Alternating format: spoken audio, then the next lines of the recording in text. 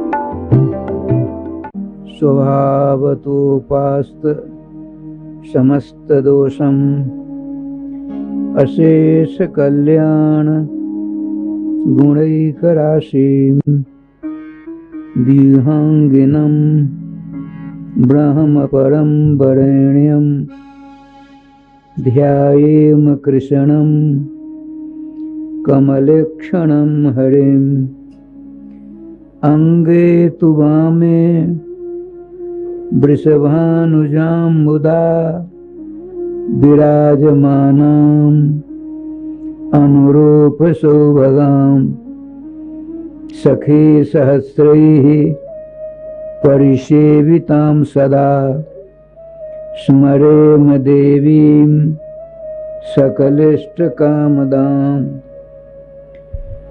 गोविंद जय जय गोपाल जय जय गोविंद जय जय गोपाल जय जय श्री राधा रमण हरे गोविंद जय जय श्री राधा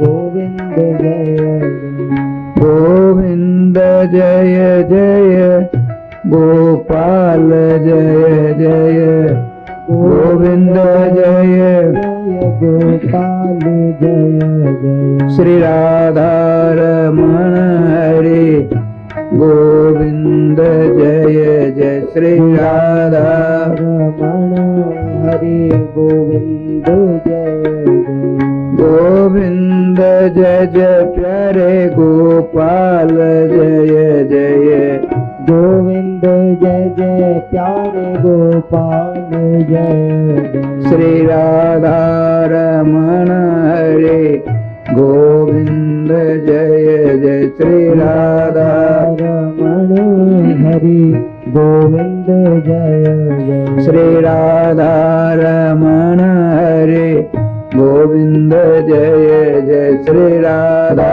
रमण हरि गोविंद जय जय श्री राधा सर्वेश्वर भगवान की जय श्री गुरुदेव भगवान की जय सकल संत समाज की जय श्री नाम संकीर्तन की जय श्रीमद् भागवत महापुराण की जय श्री हनुमान जी महाराज की जय जय जय श्री राधे श्याम नाम महाराज की जय जय जय श्री राधे श्याम नाम महाराज की जय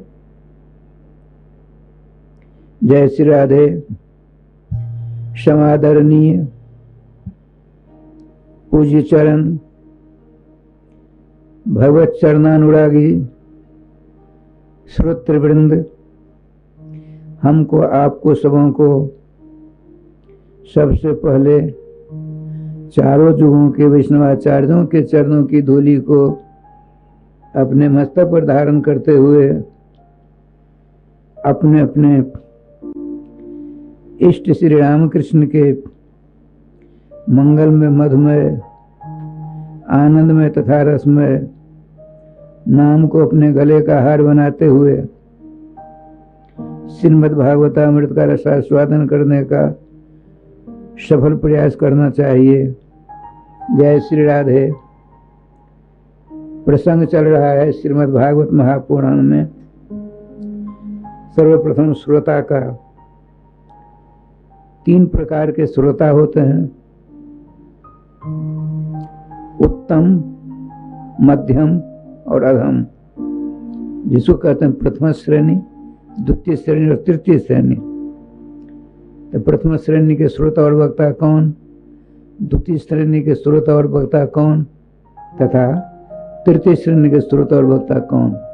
देखिए श्रीमद् भागवत महापुराण में श्रीमान 88,000 ईश्वरों में श्रेष्ठ शौनकादिक हैं।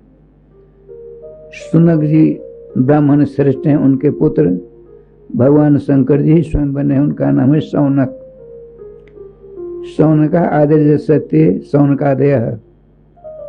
शौनक जी आदिक 88,000 ईश्वर है और ये हुए श्रोता। और वक्ता श्रीमान सूत जी हैं। सूत जी श्री सुखदेव जी के शिष्य हैं, परम धर्मात्मा है।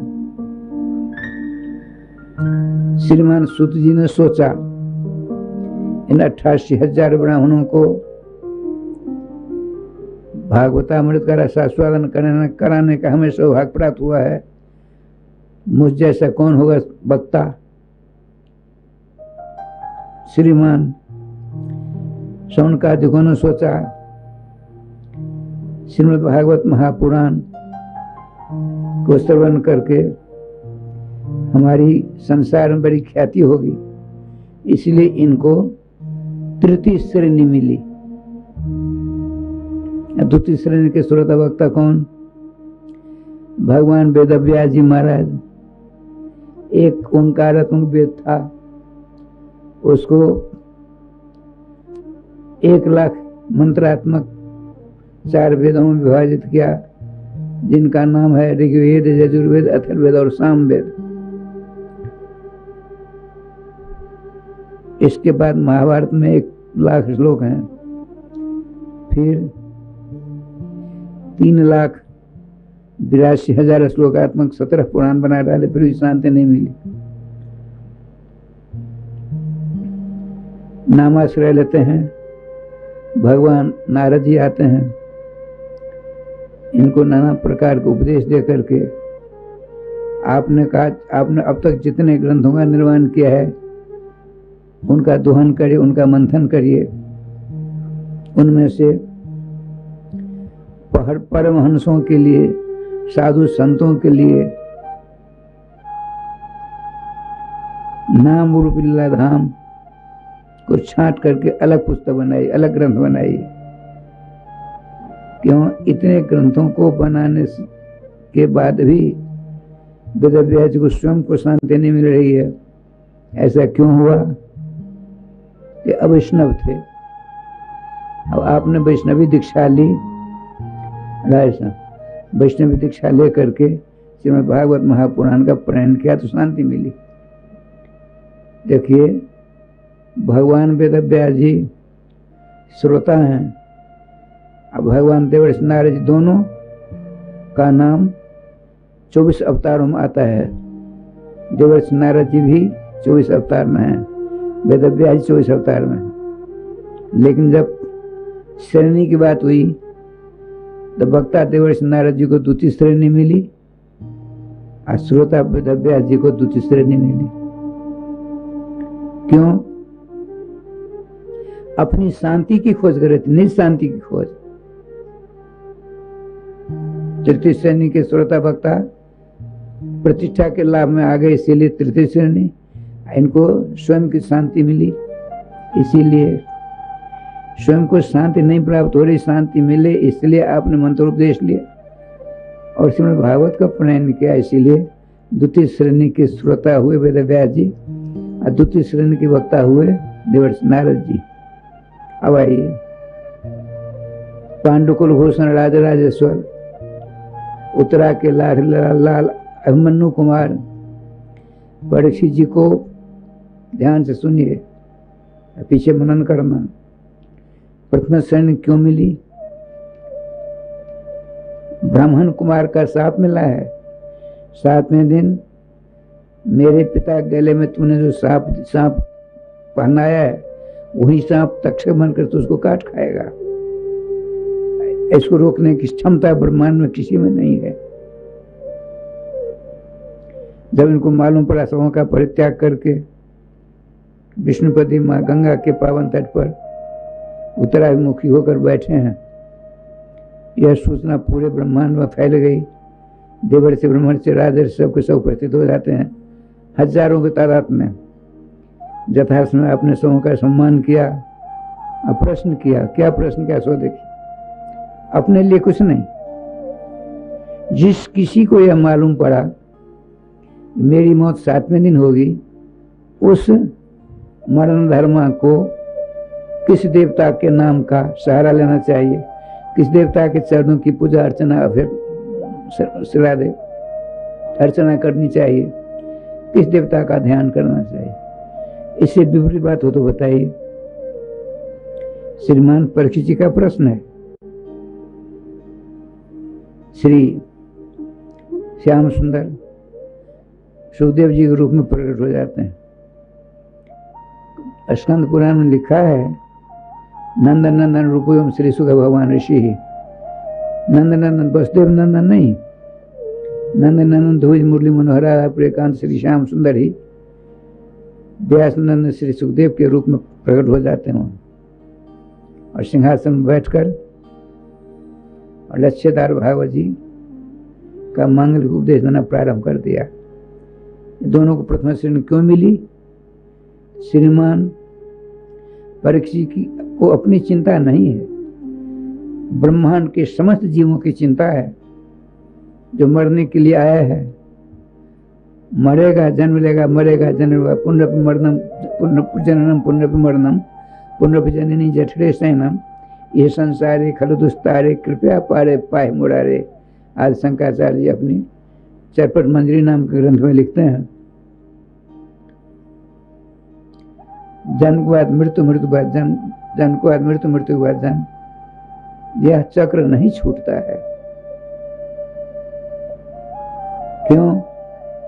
हम अपने देश से संबंध रखने वाले लड़के, बच्चे, कुटुंब, परिवार सबों के प्रति इतने आसक्तवान हो जाते हैं कि मरण की वेला में वो आसक्ति हमको परेशान करती। आप कोई नहीं, हम कोई नहीं, ये परंपरा है। इस परंपरा को तोड़कर नामाश्रयी जीवात्मा अंत में आसक्तिहीन होकर भगवान के पास पहुंच जाते। नामाश्रय। मन की गति बड़ी विचित्र है। यहाँ बैठे हैं, न जाने कहाँ कहाँ चक्कर काट रहा होगा, आपको इसका पता नहीं। आप तो बैठे हैं भागवत जी के पंडाल में, भागवत जी कथा श्रवण कर रहे हैं, श्रद्धा चंद्र के माध्यम से कथा हो रही है, लेकिन मन की क्या गति है सो पता नहीं।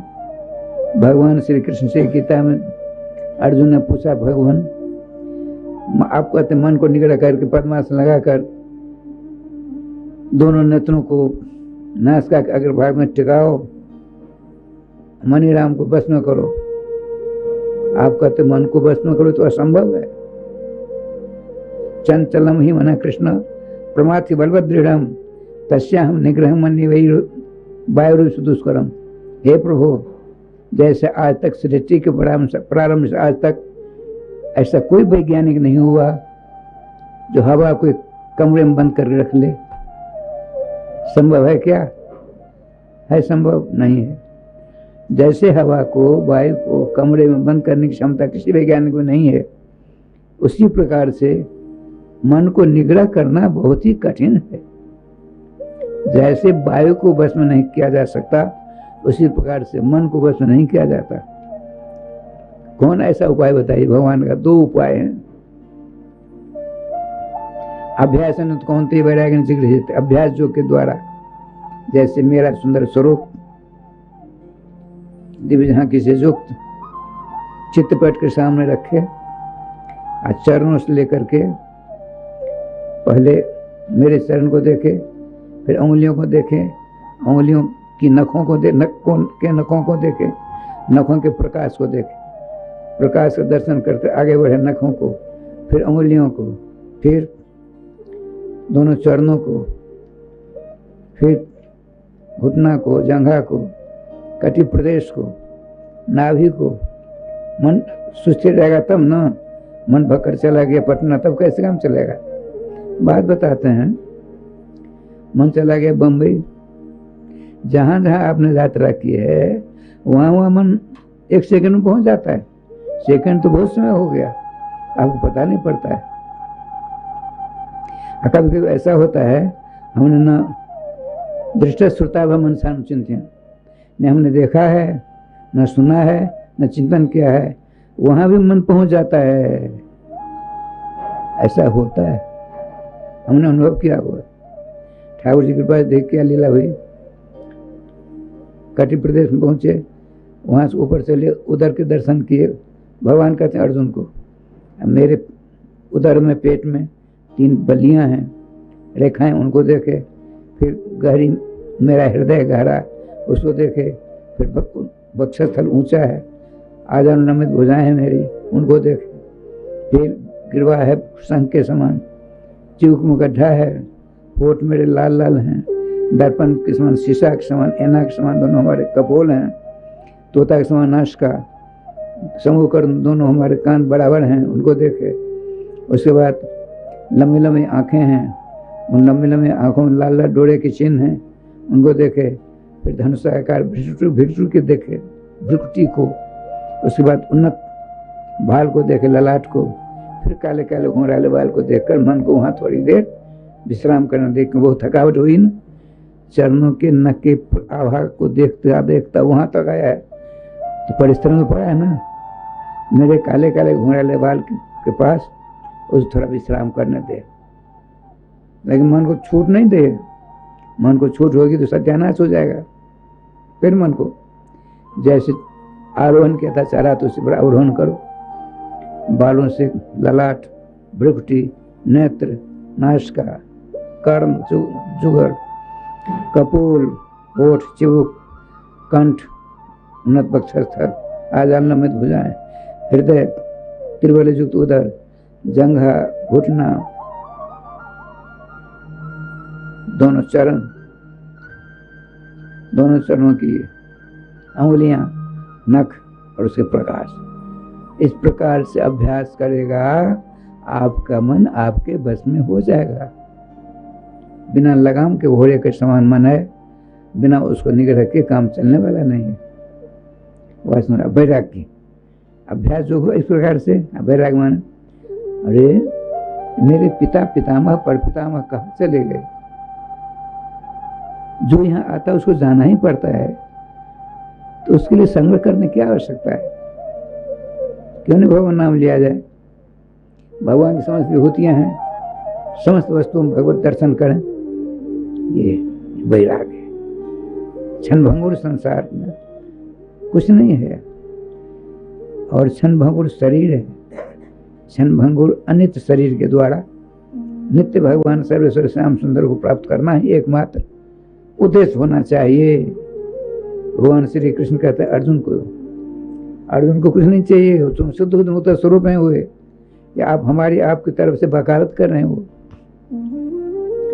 मन आपका निग्रह हो गया, चकाचक मन ही मनुष्यानाम कारण मोक्षयो हो।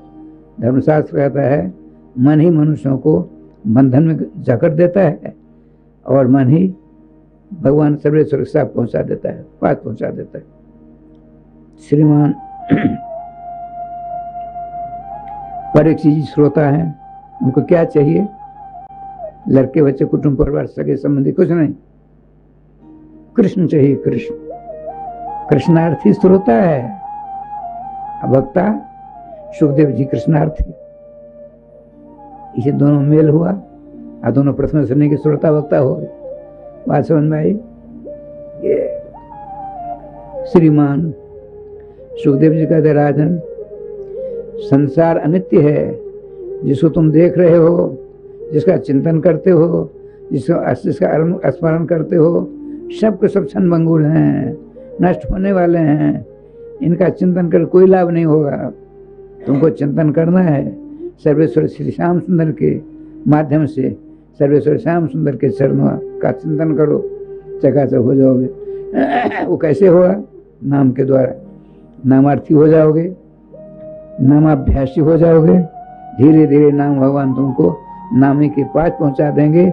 नहीं ज्यादा नाम स्मरण किए होगे तुम, तो स्वयं नामी को नाम भगवान ला करके साकेत गोलोक से तुम्हारे सामने विराजमान कर देंगे। ये नाम भगवान का काम है। नाम की सेवा करना तुम्हारा काम है। श्रीमान परीक्षित ने पूछा, प्रभु आप बराबर नाम के ऊपर बहुत ज्यादा बल देते हैं और कहते बिना नाम से काम नहीं होगा। ये आपके अपने दिमाग की उपज है या किसी साधु संत महात्मा ने कहा है? ये बताइए। श्रीमान सुखदेव जी कहते हैं नहीं, एतन निर्विद्यमाना नाम इच्छता कुतुभयम योगी नाम नृप निर्णितम हरे नामानुकीर्तन। राजन सुनो, एतन निर्विद्यमाना नाम, देखिए किसी एक व्यक्ति को उसके पुण्य के प्रभाव से संसार के समस्त सुख सुविधा उसके पास आ जाए, संभव है? संसार लगभग 200 कुछ राष्ट्र हैं, 1 नंबर 2 नंबर 3 नंबर के राष्ट्र हैं। समस्त राष्ट्रों की सुख सुविधा किसी एक भाग्यशाली के पास आ जाए, उन सुख सुविधाओं को भोगता भोगता उसको वैराग्य आ जाए। वैराग्य, अरे रामड़ा मैंने सारा जीवन बर्बाद कर डाला, एक न एक दिन मौत तो आवेगी ही आवेगी। मुझसे पूछेगी तुमने क्या किया अब तक? तुमको तो भगवत दर्शन करने के लिए, भगवान को प्राप्त करने के लिए मानव शरीर मिला था। तुमने विश्व के वैभव रूपी जाल में फंसकर अपने आप को बर्बाद कर डाला। तो मैं क्या उत्तर दूंगा? बात समझ आती है? श्री सुखदेव जी कहते हैं परीक्षित जी को, तब उसको क्या करना चाहिए? एकमात्र नाम लेना चाहिए। तन निर्विद्यमाना नाम। समस्त संसार के भोगों को भोगने के बाद यदि वैराग्य हो गया तो क्या करना चाहिए? नाम की शरण लेना चाहिए। और इच्छताम अकुतुभयम, ठाकुर जी की कृपा से एतन निर्विद्यमाना नाम इच्छताम अकुतुभयम, समस्त सुख सुविधा को प्राप्त करने के बाद भी यदि वैराग्य आवे तो क्या करना चाहिए? नाम की शरण ले लेना चाहिए। यदि नाम की शरण ले लेता है उसका कल्याण हो जाता है। और यदि कुछ नहीं चाहिए, केवल मोक्ष चाहिए, नाम की शरण लो। नाम की शरण लोगे, नाम भवन सारी व्यवस्था कर देंगे। इतना ही नहीं, तूने पूछा ना, ये तूने पूछा, ये आपके केवल दिमाग की उपज है, किसी साधु संत महात्मा विद्वानों ने समर्थन किया है? सुनो, योगी नाम निर्णीतम हरे नामानुकीर्तनम, बड़े बड़े योगियों के द्वारा निर्णीत सिद्धांत है। क्या निर्णीत सिद्धांत है? भगवान सर्वेश्वर श्याम सुंदर के मंगल नाम का कीर्तन करना चाहिए, भजन करना चाहिए, स्मरण करना चाहिए, चिंतन करना चाहिए। यह समस्त योगियों का निर्णीत सिद्धांत है। इसमें किसी प्रकार का अगरचा मगर परंतु की गुंजाइश है ही नहीं। अच्छा भगवान, ऐसी बात है तो नाम के द्वारा किसी को सुख शांति परलोक प्राप्त हुआ? तो सुनो, एक राजा जिनका नाम था खट्वांग, सूरजवंशी परम प्रतापी राजा थे। वो सभी जगह सदेह जाया करते थे, बड़े पुण्यात्मा थे। ऐसा है, एक जगह एक साधक ने महात्मा से प्रश्न किया कि क्या कारण है हिंदुओं के देवता खड़े रहते हैं? उन्होंने कौन सा ऐसा अपराध किया उनको खड़े होने का दंड मिला? हमेशा खड़े रहो, जहां कहीं आप जाएंगे तो खड़े मिलेंगे। श्री राम कृष्ण श्री विष्णु भगवान आदि, कौन सा अपराध इन्होंने किया? और जैन आदि होते हैं, पद्मासन लगाकर बैठे रहते हैं और पीर पंगम्बर तो लेटे रहते हैं। नहीं, ऐसा कौन सा अपराध किया हमारे हिंदू देवी देवताओं ने जो खड़े होने? तो सुनिए, ऐसी बात नहीं है। भगवान श्री कृष्ण ने निर्णय कर दिया गीता में। गीता में जो है वो सब जगह है, जो गीता में नहीं वो कहीं नहीं है। भगवान कहते हैं ऊर्ध्वं गच्छन्ति सत्व था, जिसमें सत्व गुण प्रधान होगा खड़ा रहेगा, रजोगुण प्रधान रहेगा बैठा रहेगा, आत्म गुण प्रधान रहेगा सोता रहेगा। राधे राधे श्याम मिला दे। तमोगुण प्रधान देवता या कोई भी सोता रहेगा, रजोगुण प्रधान बैठा रहेगा, सत्वगुण प्रधान देवता सब वो खड़े रहते हैं। ठाकुर जी की कृपा से राजा खट्वांग शुद्ध सत्वगुण के अधिष्ठात्री देव माना जाते, सदैव सभी जगह जाया करते थे। एक बार क्या हुआ, देवराज इंद्र को दैत्यों ने घेर लिया। समझ देवता आए, फिर भी दैत्यों से छुटकारा नहीं मिला। अंततोगत्वा देवराज वहां से भगे, आपके भारत की शरण ली। हुआ क्या, उन दिनों में सूर्यवंशों के राजा की राजधानी बिठूर थी, कानपुर के पास। चक्रवर्ती सम्राट होने के बावजूद भी कानपुर में रहा करते थे, पास नहीं। पीछे अयोध्या राजधानी हुई। आज भी फैजाबाद जिला को बदलकर फैजाबाद को बदलकर अयोध्या कर दिया गया, लेकिन एक तथा कथित है जबन, वो कहता नहीं मैं तो फैजाबाद ही कहूँगा। कहते रहो, लेकिन इतिहास तो बन गया। फैजाबाद को अयोध्या घोषित कर दिया गया। अयोध्या निगम है, मथुरा वृंदावन निगम, नगर निगम। इंद्र को आगते थे, सिंहासन से नीचे उतरे श्रीमान खट्टवांग जी। राजन, देवराज क्या बात है? राजन, बहुत बड़ी मुसीबत आ गई, समझते दैत्यों ने हमको परेशान कर दे, हम परेशान, आप रक्षा करो, चलो। और शत्रुओं को लेकर चले। उनको कई दिनों से युद्ध करते करते उनको परास्त कर दिया। अब ये सिद्ध करके देवताओं को दे दिया। सारे देवता बड़े खुश हुए। देवराज इंद्र ने कहा, राजन, आपने स्वर्गीय सुख सुविधा से अधिक आपकी राजधानी में सुख सुविधा है। सबों का आपने त्याग कर हमारी रक्षा की है। वरदान मांगे, क्या दूं? श्रीमान खट्टवांग जी बड़े सुचिंतक थे। आपने सोचा ये लोग सारे देवता मेरी छोटी सेवा से खुश हो गए हैं, तो मैं ऐसा वरदान मांगू तो पुनर्जन्म न हो। का देवता हो, यदि आप मेरी छोटी सेवा से खुश होकर वरदान देने के लिए उद्यत हो, हमको मोक्ष दे दो। तो संभव नहीं। समझ देवता गला फाड़ कर कहते हैं, मोक्ष प्रदाता सर्वेश्वर विष्णु संशय। मोक्ष देने का अधिकारी भगवान सर्वेश्वर श्याम सुंदर ही हैं, हम लोग नहीं दे सकते। अच्छा, तुम मोक्ष नहीं दे सकते तो तुम दोगे क्या? अब मर्त लोग से आकर हमने तुम्हारी रक्षा की। एक बार बताओ, अब मेरी आयु कितनी है, सो बता सकते हो? हाँ, सो तो बता रहे हैं। मात्र 2 घड़ी बच गई आयु। एक घड़ी में 24 मिनट हुआ करते हैं, 48 मिनट आपकी आयु है। अच्छा, ऐसा करिए, बहुत तेज में चलने वाला कोई विमान आपका हो, उसे बिठा करके हमको मर्तों सरजू जी के किनारे दे दो। राधे श्याम जी कहने में देर, करने में देर नहीं।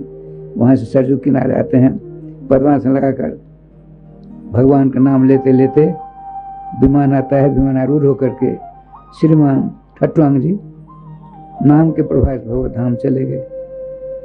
राजन, एक नहीं अनेक उदाहरण हैं, इसलिए नाम की शरण ले लो। मैंने प्रतिज्ञा कर रखी है, 7वें दिन तुमको ब्राह्मण के शाप से झुलसने नहीं दूंगा। सखी का रूप धारण करके कराकर तुमको नित्य वृंदावन विराजमान मोहन महल में जोर सरकार की सेवा करने के लिए चमट सेवा तुमको प्राप्त हो जाएगी। शर्त एक है, मन को सुस्थिर रखकर अपनी जिह्वा से भगवान के नाम अमृत का रसास्वादन करो। अपने दोनों कानों को दोना बनाकर मेरे द्वारा कथित भागवत अमृत को दोनों अपने कान को दोना बनाकर पीते रहो। ये श्रवण इंद्रिय के द्वारा कथामृत का पान करते रहो, और जिह्वा के द्वारा रसनेन्द्रिय के द्वारा नाम अमृत का रसास्वादन करते रहो। क्या बढ़िया बात। राजन देखो, 2 प्रकार की मुक्ति कही गई है। एक श्रद्धा मुक्ति होती है, क्रम मुक्ति होती है। श्रद्धा माने जल्दी, क्रम माने धीरे धीरे धीरे धीरे।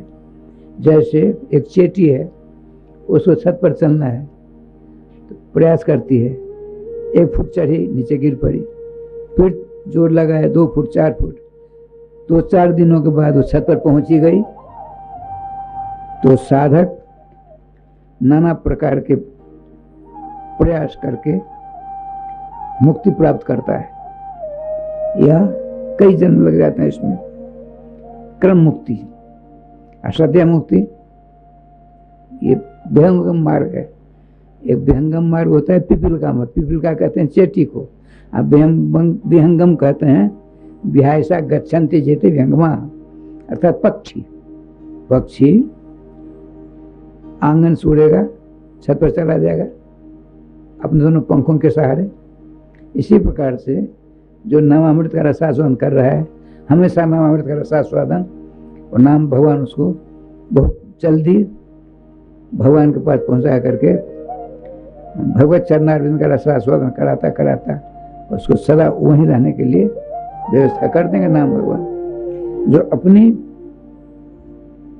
ताकत के द्वारा जाएगा वह संभव नहीं। श्रीमान ब्रह्मा जी कहते हैं प्रभु, जो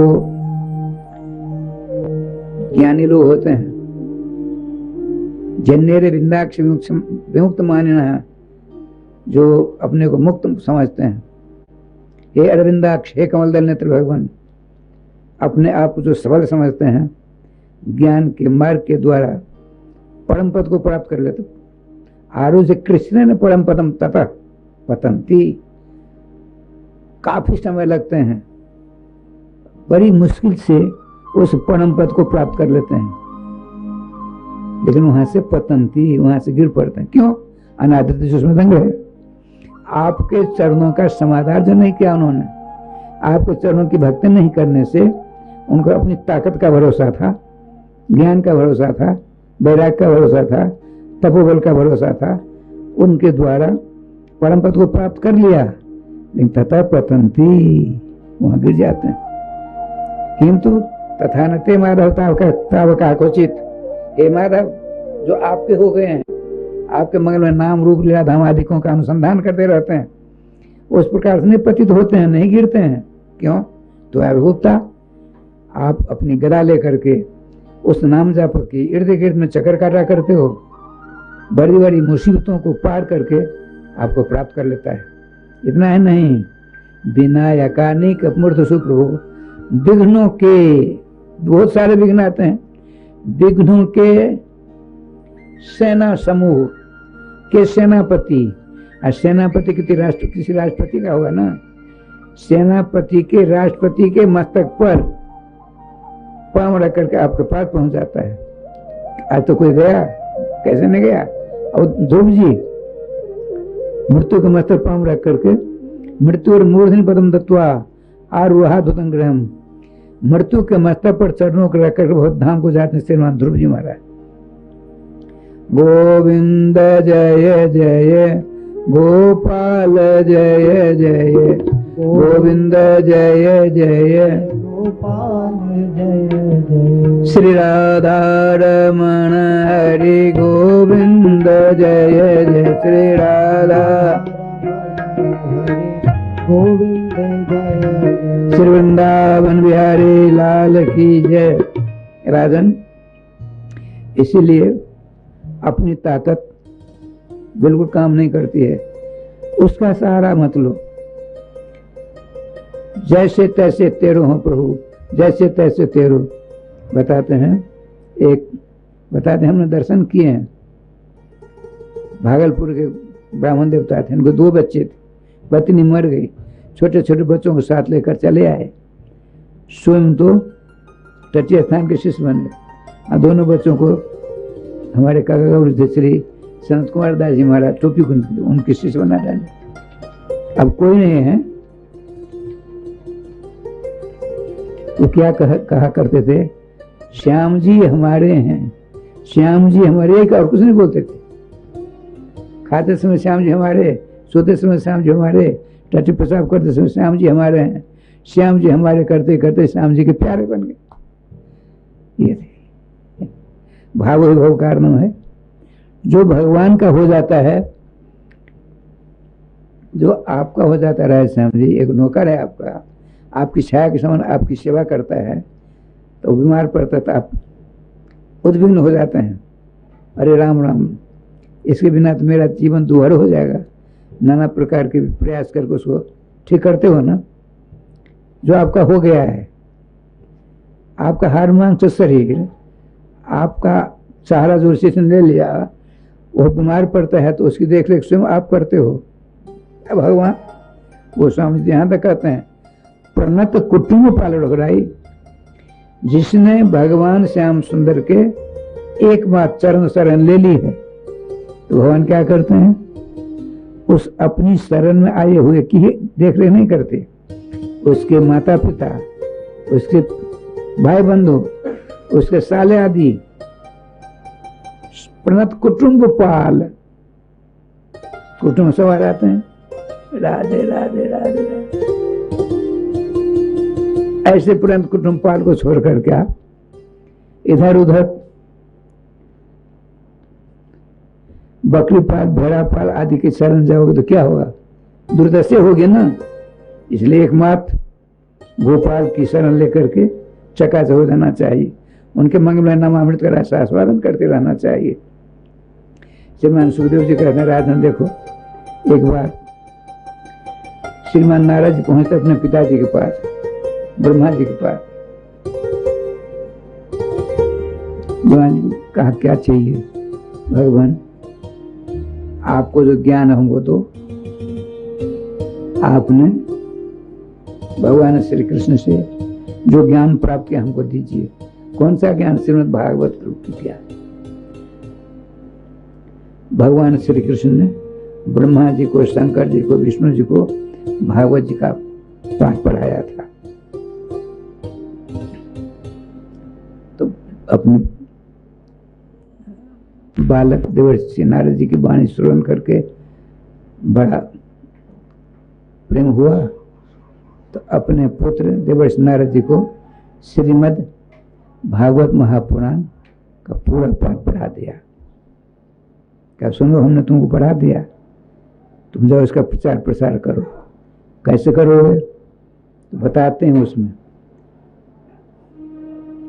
यथा हरो भगवती निर्णाम भक्तिर भविष्यति सर्वात्मन निखलाधारे इत संकल्प वर्णयो। जहां कहीं तुम भागवत जी कथा कहो, ऐसा संकल्प करना। कैसा संकल्प? भगवान सर्वेश्वर, अनंत ब्रह्मांड के नायक, वो भगवान है, विश्वात्मा है, हरि हैं, उनके चरणों में प्रेम लक्षणा भक्ति मिले, इसीलिए हम भागवत जी कथा करते हैं। हमको लड़के बच्चे कुटुंब परिवार नहीं, मोक्ष नहीं, कुछ नहीं, भगवान के चरणों की भक्ति प्राप्त हो, ऐसा संकल्प करके तुम कथा कहना। मैं अपनी बात बताता हूं। मैं बहुत पढ़ने में तेज था, और उसे 4 गुना तेज था छोड़ने में। राधे श्याम, राधे श्याम। अपनी थोड़ी बात बता, प्रासंगिक बात है, लेकिन योग गुरु यह समझता है कि मेरा चेला विद्वान हो, योग पिता समझता है मेरा बेटा विद्वान हो। ये परंपरा है। तो हमारे गुरु जी विद्वान थे। मिथिलांचल में जितने महात्मा थे उन दिनों में सब विद्वान वही जा रहे थे। जब कभी किसी प्रकार समस्या आती थी तो पुजारी इन्हें को बुलाकर समस्या का समाधान करवाते थे। अच्छा, मकरमपुर के पंडित प्रवर सोनाम धन गोलोकवास श्री अनुरुद्ध मिश्र उनके पास आया जाया करते थे। उन्होंने कहा, पंडित जी इसको पढ़ा दीजिए। ठीक है, ले गए अररिया। अररिया से 2 किलोमीटर दक्षिण खरुआ गांव आज भी है।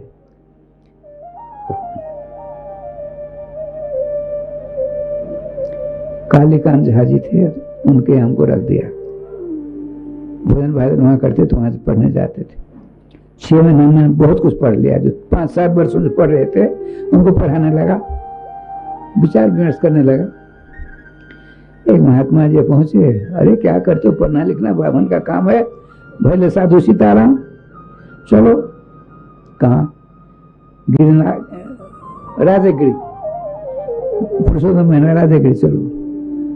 किसी से कुछ नहीं कहा, जहां भोजन करता वहां भी नहीं कहा, न गुरु जी को कहा, श्री अनुरुद्ध मिश्र जी को चल दिया।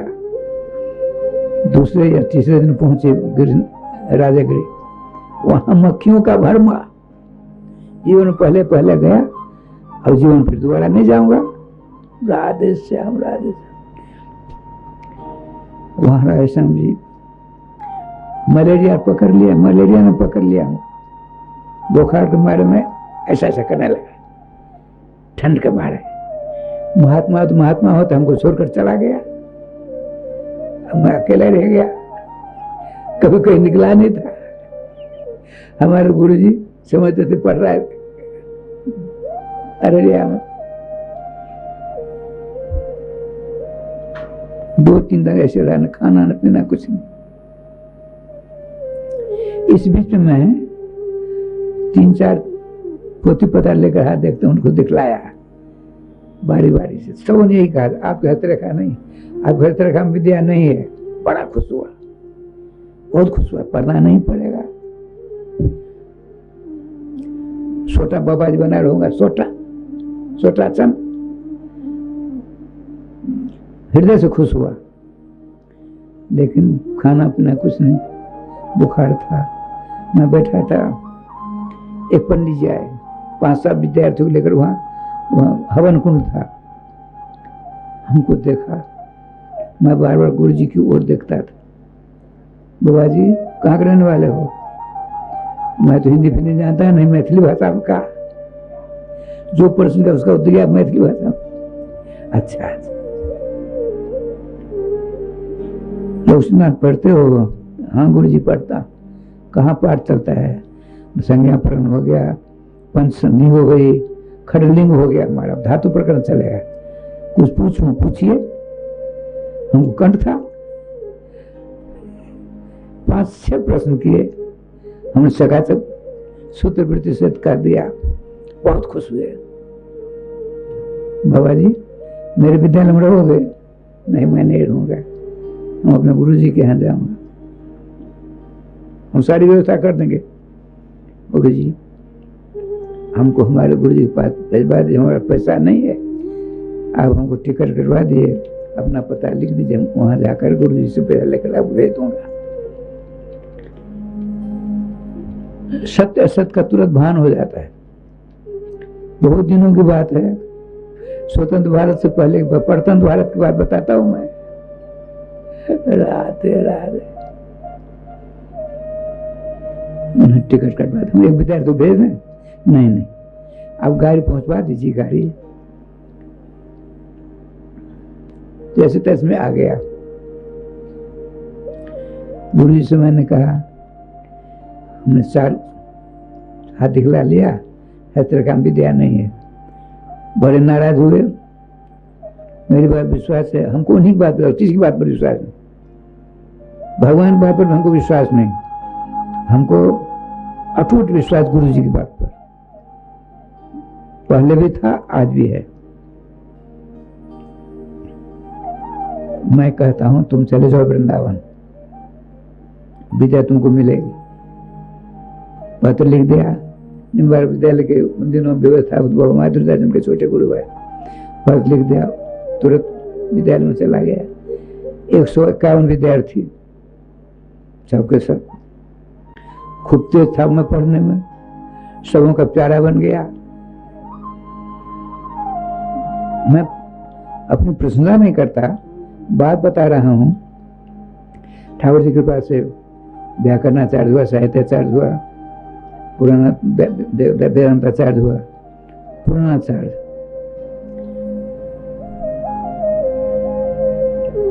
कथा की बात है, मैं चला गया कथा करने के लिए। एक ने 2-3 कथा होगी तो टेलीग्राम गया यहाँ से, इतनी तारीख को परीक्षा होगी पुराणाचार्य की। कथा जैसे संपन्न करके दूसरे दिन चला पहुंचा। मैं हमारे गुरु जी उन दिनों वहां मिथिला को छोड़ कर बाबा माधुरदास के पास रहा करते थे, वन विहार। श्री जी कृपा से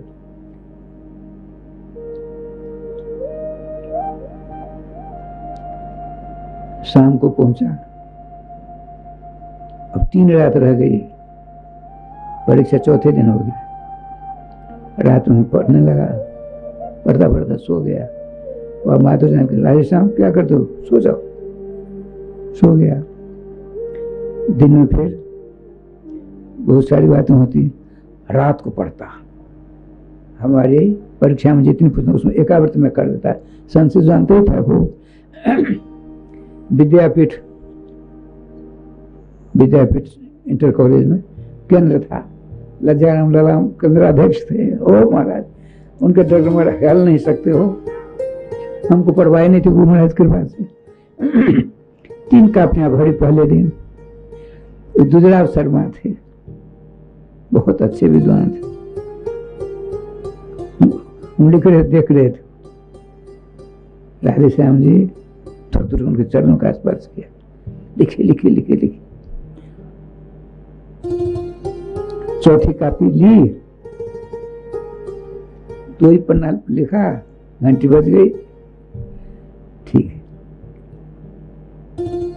और रात को देखता, दिन में थोड़ा विश्राम करता, 4 पेपर हो गए, संदूक की बात फर्स्ट क्लास कर दिया, वो सब गुरु जी की कृपा। अब गुरु जी ने कहा भागवत जी कथा कहो, हमने चरण पकड़ लिए, गुरुदेव कथा कहेंगे, जहाँ बहुत पैसा मिलेगा प्रसन्नता होगी तो उसका कल्याण होगा, जहाँ कम पैसा मिलेगा उसको अप्रसन्नता होगी तो उसको कष्ट होगा, इसीलिए आपका आदेश तो हम कथा नहीं कहते। सुन मेरी बात सुनो, कथा कहो तुम, भागवत महापुराण अपने विषय वस्तु का चिंतन करते हो, जुगल सरकार का ध्यान करते हो, कथा कहना, जब तक गद्दी पर बैठना 1 पैसा नहीं चढ़ाने देना, यह नियम ले लो। और दूसरा नियम, जो पैसे आवे अपने शरीर में नहीं लगाना 1 पैसा, ये कह दिया। फिर क्या कहा, गुरु मेहरबान तो चला पहलवान, खूब चकाचक राधे राधे।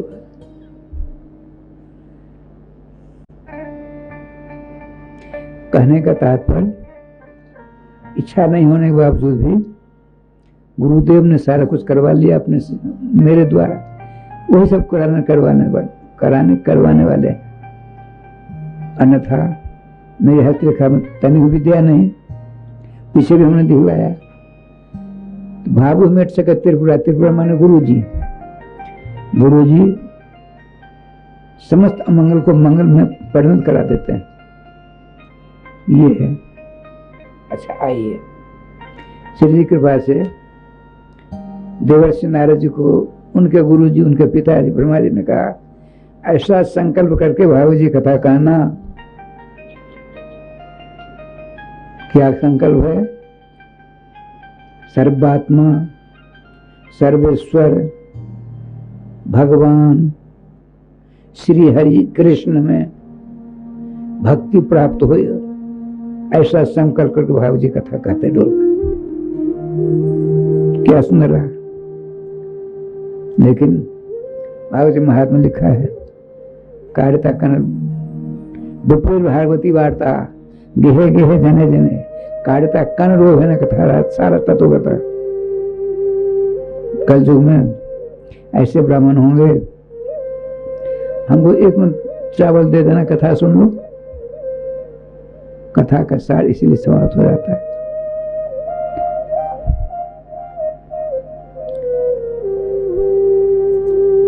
पंडितास्तु कलत्रेणु रमन्ते महिषाएव पुत्र स्वत्पादने दक्षा अदक्षा मुक्ति साधन, स्पष्ट करते हैं। कल युग में कथावाचक भैंस के समान, जैसे भैंसा भैंसी, भैंसा और भैंस पारस्परिक को जन्म देते हैं, कुछ उनको पता नहीं रहता, इसके बाद कुछ है।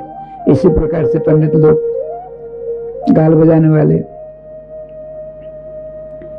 लड़के बच्चे पैदा करने बहुत विद्वान होंगे, पंडित होंगे, प्रखर होंगे, कुशल होंगे, और अदक्षा मुक्ति साधन है, मुक्ति के मार्ग में चलने में अपने आप को असमर्थ समझेंगे। नारद जी आप जाओ, भगवान की भक्ति का संकल्प लेकर के कथा करना। नारद जी आज भी कथा करते डोलते रहते हैं। अब बता देखिए, जब श्री सुखदेव जी कहते हैं, राजन पृथ्वी पर जब बड़े बड़े दैत्य राजाओं का रूप धारण करके ब्राह्मण को धर्म की मर्यादा का उल्लंघन करना चाहते हैं, तब भगवान सर्वेश्वर श्याम सुंदर की स्तुति करते हैं। सारे देवता, पृथ्वी, ब्रह्मा, शंकर जी, सबके सब, तो उनकी स्तुति सुन करके महाविराट पुरुष ने अपने कान के पास से 2 बाल निकाले, यूं किया, 2 बाल केश, जिसमें एक सफेद एक काला, यूं फेंक दिया तो सफेद बाल से बलराम जी और काले बाल से श्री कृष्ण प्रकट हो गए। ऐसा लिखा है मूल में, क्लेश व्यपाय कल्यासित कृष्ण केश। पृथ्वी के क्लेश को दूर करने के लिए महाविराट पुरुष ने खेल खेल में दो बालों को फेंका, शीत माने सफेद, कृष्ण माने काले बाल। आपने सुना है, परिभाषा सूत्र है, एते सांस कला पुंसा कृष्ण तू भगवान स्वयं। भगवान श्री कृष्ण स्वयं भगवान है। अब भगवान श्री कृष्ण में सबके सब अवतार होते हैं। एक अवतार होता है, अवतारी होता है, एक शेष होता है, एक शेषी होता है, एक बिहू होता है, बिहू होता है, एक अंश होता है, एक अंशी होता है। भगवान श्री कृष्ण शेषी हैं, बिहू हैं, अंशी हैं, अवतारी हैं, और सबके सब शेष हैं, बिहू हैं, अवतार हैं, अंश है। आप भगवान का अंश हो, भगवान आपका अंश नहीं है। भगवान स्वयं कहते मई वांश जीव लोके जीव होता सनातन, मेरे अंश ब्रह्मांड में समस्त जीव हैं। गोस्वामी जी इसका अनुवाद कहते हैं, ईश्वर अंश जीव अविनाशी किंतु चेतन अमल सहसुख राशि। भगवान का ही अंश है ना। अब देखिए, लकड़ी का कोयला बनाया जाता था पहले, आज भी बनते हैं। 100-200 मन लकड़ी मोटी मोटी आग लगा देते हैं, भयंकर ज्वाला निकलती है। वो क्या करेगी, सारी लकड़ी को जलाकर कोयला बना देती है, आग। इतनी बड़ी चिंगारी है, चिंगारी क्या करेगी, पानी देगी, वो भी जलाएगी। चिंगारी भी जलाती है, अग्नि का अंश है और अग्नि का अंशी है। वो जो काम वो करेगी वही काम ये करेगी। इसी प्रकार से आप ईश्वर के अंश हो, चेतन हो, अमल हो, सुख राशि हो, लेकिन उसको भूल गए हो। सो मायावत भयो गोसाई बढ़ो कील मरकट की नाई। संतवाणी भागवत महापुराण की कथाएं आपको उस भूल से को सुधार करके आपको दिव्य नाम की अलौकिक अप्रतिहत सवारी पर बिठाकर भगवत धाम की यात्रा करा देते हैं। यही तो कथाधिकों का काम है। अब क्या हुआ देखिए, परिभाषा सूत्र में आया भगवान श्री कृष्ण अंशी हैं। यहाँ बताते हैं भगवान श्री कृष्ण विराट पुरुष के केस के अंश हैं। अब क्या होगा, झगड़ा हुआ कि नहीं? अब यहाँ तुरंत परिभाषा सूत्र पहुंच गया। सुनिए, कृष्ण को ईशो, कृष्ण केशः,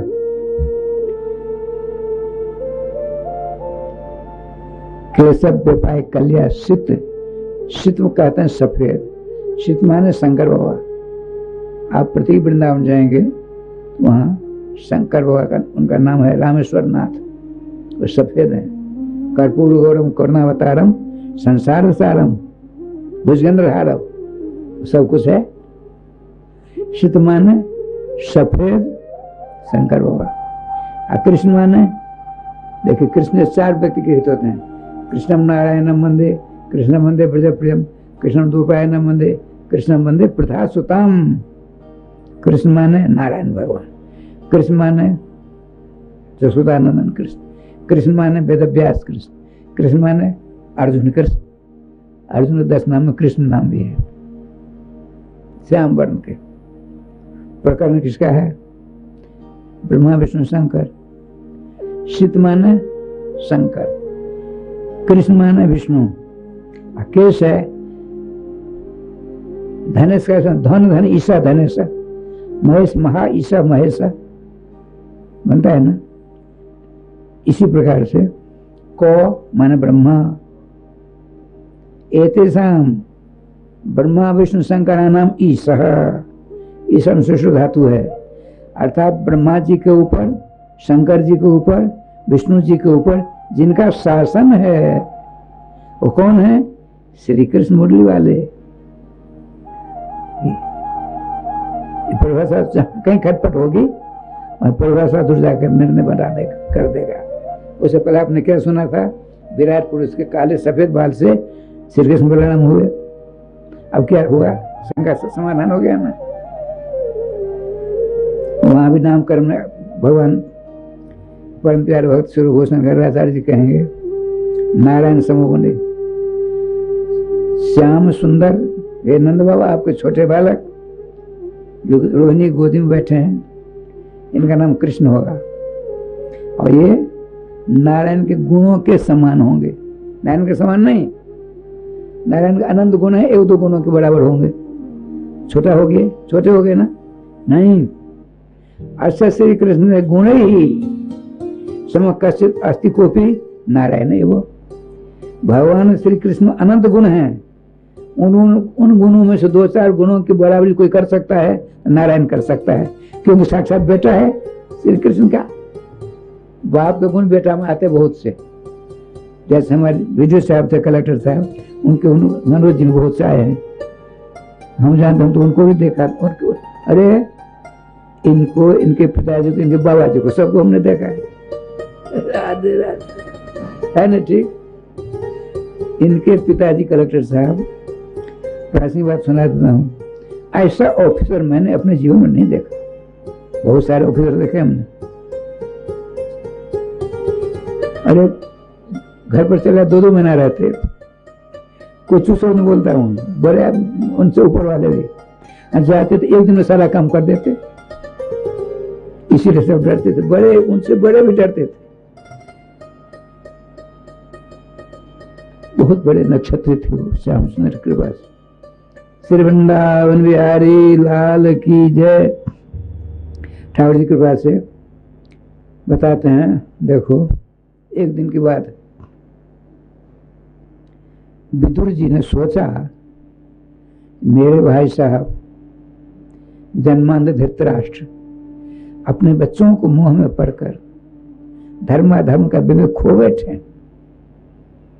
मैं प्रधानमंत्री हूं, मेरा पुनीत कर्तव्य है राजा साहब को सही बात कहूं, कटु लगे, इससे क्या? आपने क्या सोचा? नहीं, प्रधानमंत्री का सारा वेशभूषा उतार दूं, मैं छोटे भाई का की पोशाक पहन लूं, अच्छा कोई नहीं रहे, एकांत में जाकर उनसे सारी बात कहूंगा आज। और ध्यान रखिए, ये चांडाल चौकड़ी थी इधर, दुर्योधन, दुशासन, कर्ण, शकुन, इन लोगों की यही काम, इन लोगों का यही एक काम था कि विदुर जी किस क्षण में कौन काम क्या करते हैं, चप्पा चप्पा पर गुप्तचरों को बिठा रखा था। सेकंड सेकंड में विदुर जी क्या करते हैं हमको कहा करो। वो डरते थे चारों विदुर जी से। अब विदुर जी श्री पितामह भीष्म के शिष्य हैं, पौत्र भी हैं और शिष्य भी हैं। विदुर नीति बड़ी विलक्षण है, और नीति शास्त्र में निष्णात पारंगत पितामह भीष्म ने इनको किया था। आज एकांत प्राप्त करके श्री विदुर जी पहुंचते हैं, उनके चरणों को पकड़कर कहा, भाई साहब आज आप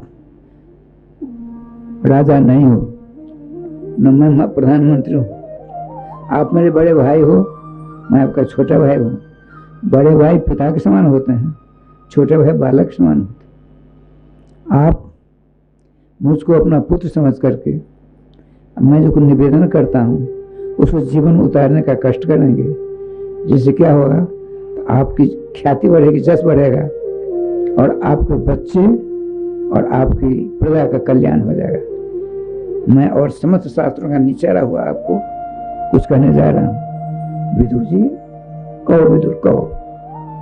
बड़ा खतरनाक था, हृदय से बड़ा कुटिल था वो। परिणाम भोगा। आपने कहा, यदि आप जो ही अंदर गए, इतने में चारों चौकसी चन्ना चौकसी आ गई। आपने कहा, यदि आप अपना कल्याण चाहते हो, अपनी प्रजा तथा अपने बच्चों का कल्याण चाहते हो, तो जीते जी दुर्योधन को देश निकाला की सजा दे दो, स्पष्ट। वो सुन लिया उसने, दुष्ट ने तुरंत अंदर चला गया। क्यों रे दासी पुत्र, राष्ट्रपति के सामने प्रधानमंत्री को, राष्ट्रपति का बड़ा बेटा प्रधानमंत्री इस प्रकार से कोसता है। क्यों रे दासी पुत्र, किसने तुझको यहाँ बुलाया? मेरा ही अन्न खा करके मेरी पीठ पीछे मेरी शिकायत करता है मेरे पिताजी से। जीवन विश्वास सो, अरे कोई है? जीता जी को बाहर करो, जीता जी को निकाल दो यहां से। मुझको निकालने चले थे, अराज चुपचाप सुन रहा है। बाहर का धंधा था ही, भीतर का धंधा था वो धृतराष्ट्र। आपने कहा युवराज, आपको मुझको निकालने के लिए किसी जरूरत नहीं पड़ेगी, मैं स्वयं जा रहा हूं। मैं जाने के लिए आज यहां आया था। राजन, मैं चलता हूं। देखिए, मैंने बचपन में एक बात सुन रखी थी। एक गांव में एक ब्राह्मण देवता, ब्राह्मण सत्य प्रतीक, अपतिव्रता पत्नी थी। उनसे सारे गांव भर जलते थे, कटुबा कहा करते थे। पत्नी ने कहा, हे ब्राह्मण देव, क्या रखा है इस गांव में? चलो गांव को छोड़ दो। आप नहीं जानती हो, जब लंका में श्री रघुनाथ जी को विजय प्राप्त हुई, अपने खेमा में रघुनाथ जी विराजमान है। लक्ष्मण जी भगवान का आदेश लेकर के और युवराज अंगद को साथ कर दोनों लंका की शोभा देखने जाते हैं। देखकर बड़ा आनंद आया। आपने सोचा, ऐसी बढ़िया लंका हनुमान जी ने जला दिया था, फिर भी एक नंबर है। जाते हम भगवान से प्रार्थना करेंगे, हम तीनों के तीनों यहाँ रह जाएं, अयोध्या का राज भरत जी को दे दिया जाए। ऐसा विचार करके पहुंचे। लेकिन भगवान के सामने प्रस्ताव लाएगा कौन? उसमें डरते हैं लखन लाल जी। आपने जामवान से कहा, हमसे नहीं होगा। लंकेश से कहा, यह प्रस्ताव मैं भी नहीं रख सकता। अंगद जी से कहा, नहीं भैया लखनलाल जी, हमसे नहीं होगा। सुग्रीव ने कहा, हमसे नहीं होगा। नल जी सब ने मना कर दिया। हनुमान जी पास गए, हनुमान जी आप फिर बच गए हो क्या? ऐसा प्रस्ताव भगवान के सामने रखिए। मैं बताऊं? बताइए। आप क्यों रख देते हो? बुद्धिमता वरिष्ठ हनुमान जी, आपने जब आप चरण सेवा करते हो वहां तो आप स्वतंत्र होते हो, कौन राधे राधे करते? ठीक है, आप राय समझिए, चरण सेवा कर रहे हैं, मन तो वहां है। दिन में जो लंका देखी थी तो अनमनक सेवा हो रही है, भगवान समझ के बैठ गए। लक्ष्मण कहाँ हो? चेतना ही। भगवान एक निवेदन करना था, मैं चला गया था लंका। क्या बात? बोलो ना, बोलो, निसंकोच बोलो। संकोच क्यों करते हो? सारी घटना का सुनाई। मेरे विचार से हम आप माता जी यहीं रहते लंका में, आप भैया भरत को अयोध्या जी को दे देते। मैंने समझ का कोई आपके सामने आने का साहस नहीं किया। हनुमान जी ने कहा, आप स्वयं प्रस्ताव रखो, इसीलिए मैं निवेदन कर रहा हूँ। सो क्रोध की मुद्रा में आकर के भगवान राम जी क्या कहते हैं, सावधान, एवं स्वर्णमयी लंका नौमे लक्ष्मण रोचते, जननी जनन भूमि स्वर्गादपि करियसी। जब सोने की बनी लंका है, हमको तने भी अच्छी नहीं लगती। क्यों? तो जननी जन्म भूमि स्वर्गादपि करियसी, स्वर्ग से भी श्रेष्ठतम माता और मातृभूमि होती। अब तुम ऐसी बात बोलते हो? भविष्य में स्वप्नावस्था में ऐसे कल्पना नहीं करना। तो ब्राह्मण देवता ने अपने ब्राह्मणी से कहा, जन्मभूमि है देवी, इसको कैसे छोड़ा जाए जब राघवेंद्र सरकार का ऐसा सिद्धांत है। लेकिन अच सर्वत्र वर्जित, गांव वालों ने परेशान कर दिया।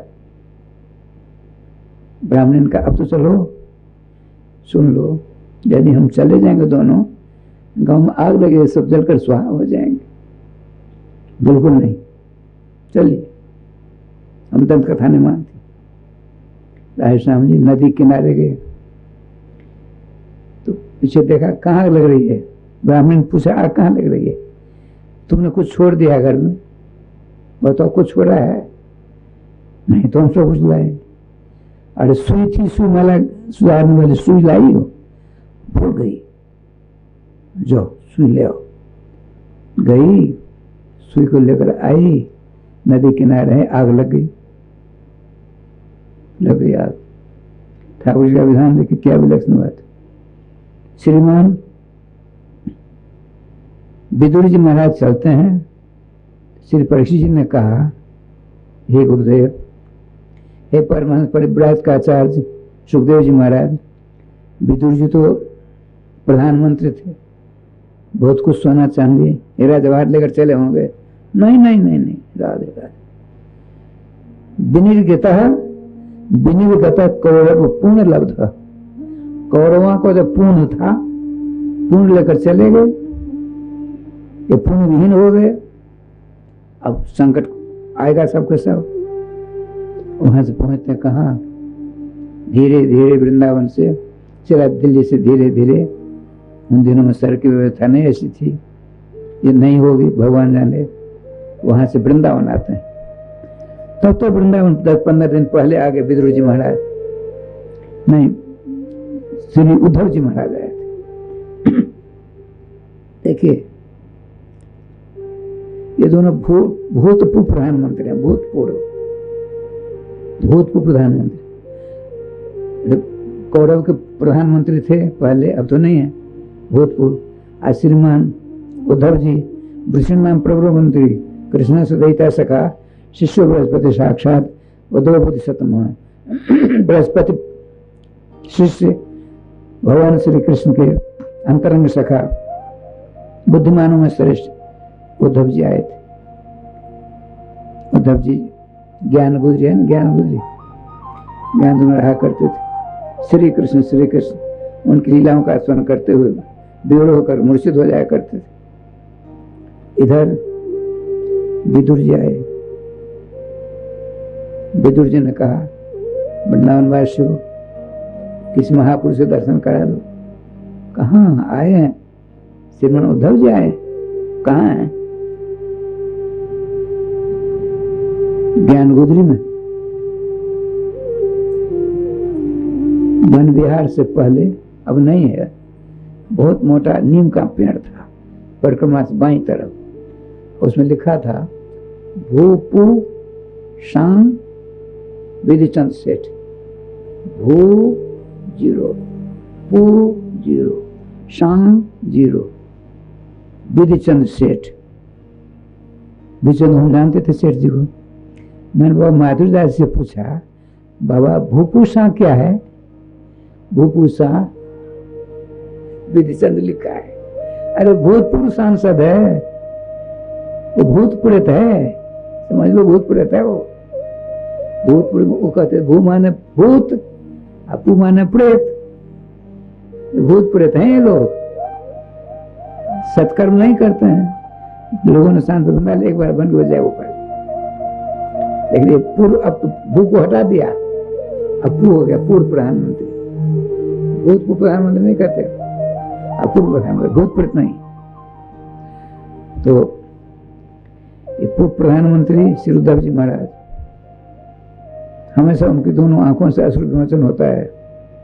श्याम सुंदर के सुंदर स्वरूपों का चिंतन करते करते मूर्छित होकर गिर पड़ते हैं। विदुर जी पहुंचते हैं और ये राम राम नित्य बनकर श्री कृष्ण कर रहे थे। आपने अपने नाम उच्चारण पूर्वक आपके दास परम नीच विदुर आपके चरणों में सच्चा नमस्कार प्रणाम करता है। विदुर नाम सुन करके बड़ी तेजी उठते हैं। उद्धव जी उठाकर हृदय से लगा लेते हैं, बहुत देर तक रहे। आपने कहा, आप बहुत बड़े भाग्यशाली हो। हमारे द्वारकाधीश जब हमको भागवत पढ़ा रहे थे तो आपकी रोज 2-4 बार चर्चा किया करते थे। आज विदुर जी होते बड़ा आनंद आता। आप विदुर जी होते तो बड़ा आनंद आता। अंतिम समय में भगवान श्री कृष्ण द्वारकाधीश ने आपकी चर्चा की थी, स्मरण किया था। तब उन्होंने पूछा, बताइए अयोध्या के सब कुशल हैं? उग्रसेन जी वसुदेव जी, माताएं रुक्मिणी जी, बलराम जी, सात्यकी आदि, अंत में कहते हैं जिन्होंने अपने चरण चिन्ह के द्वारा पृथ्वी को सौभाग्य वर्धन कर दिया, ऐसे भगवान कमल नेत्र श्री कृष्ण सबके सब कुशल तो हैं। उनके नाम सुनते हैं विदुर जी, श्री उद्धव जी अचेत हो जाते हैं, लंबी लंबी सांस लेने लगते हैं और झरना के समान आंखों से झरझर झर अश्रुभूषण होने लगा। विदुर जी कीर्तन करते हैं, राधे कृष्ण कृष्ण कृष्ण राधे राधे, राधे श्याम श्याम श्याम राधे राधे। कुछ देर तक कीर्तन करते करते उद्धव जी में संसार हुआ कर बैठ गए। आपने कहा, हे परम भक्तराज विदुर जी, भगवान श्री कृष्ण के विषय में आपने पूछा है, सुनिए। दुर्भगवत लोकोयम जदवो नितरामपि, संसार के सब पुराने महादुर्भाग्य हैं। हम जदुवंशी तो विशेष करके दुर्भाग्य हैं, उनको पहचाना नहीं। श्री कृष्ण किसी ने नहीं पहचाना। जैसे एक बार चंद्रमा को सांप लगा था कि 6 महीना तो तुमको जल में रहना पड़ेगा, समुद्र में। चंद्रमा समुद्र रहे, वहां के जल जंतुओं से बड़ा प्रेम हो गया। चंद्रमा में अमृत है, ये बात सारे जंतु जानते थे। इनसे अमृत आज लूंगा, कल लूंगा, आज लूंगा, कल लूंगा करते करते 6 महीने बीत गए, चंद्रमा चले गए। तब उनको पश्चाताप का भान हुआ। इसी प्रकार से आज भगवान श्री कृष्ण की बड़ी वेदना में हम सब झुलस रहे हैं, उनको पहचाना नहीं। खास करके हम जदुवंशी बहुत ज्यादा दुर्भाग्य हैं, जब पुंगव श्री कृष्ण को नहीं पहचान पाए। तब आप विदुर जी ने कहा, आपने कहा श्रीमद् भागवत महापुराण कथा आपको भगवान ने सुनाई थी, हमको सुनाइए। देखिए हमारी वो दशा नहीं है, हम भागवत जी कथा नहीं कर सकते, या आपको हम आश्वासन देते हैं। जब मैं कथा सुन रहा था तो ब्रह्मर्षि मैत्री जी भी थे। वो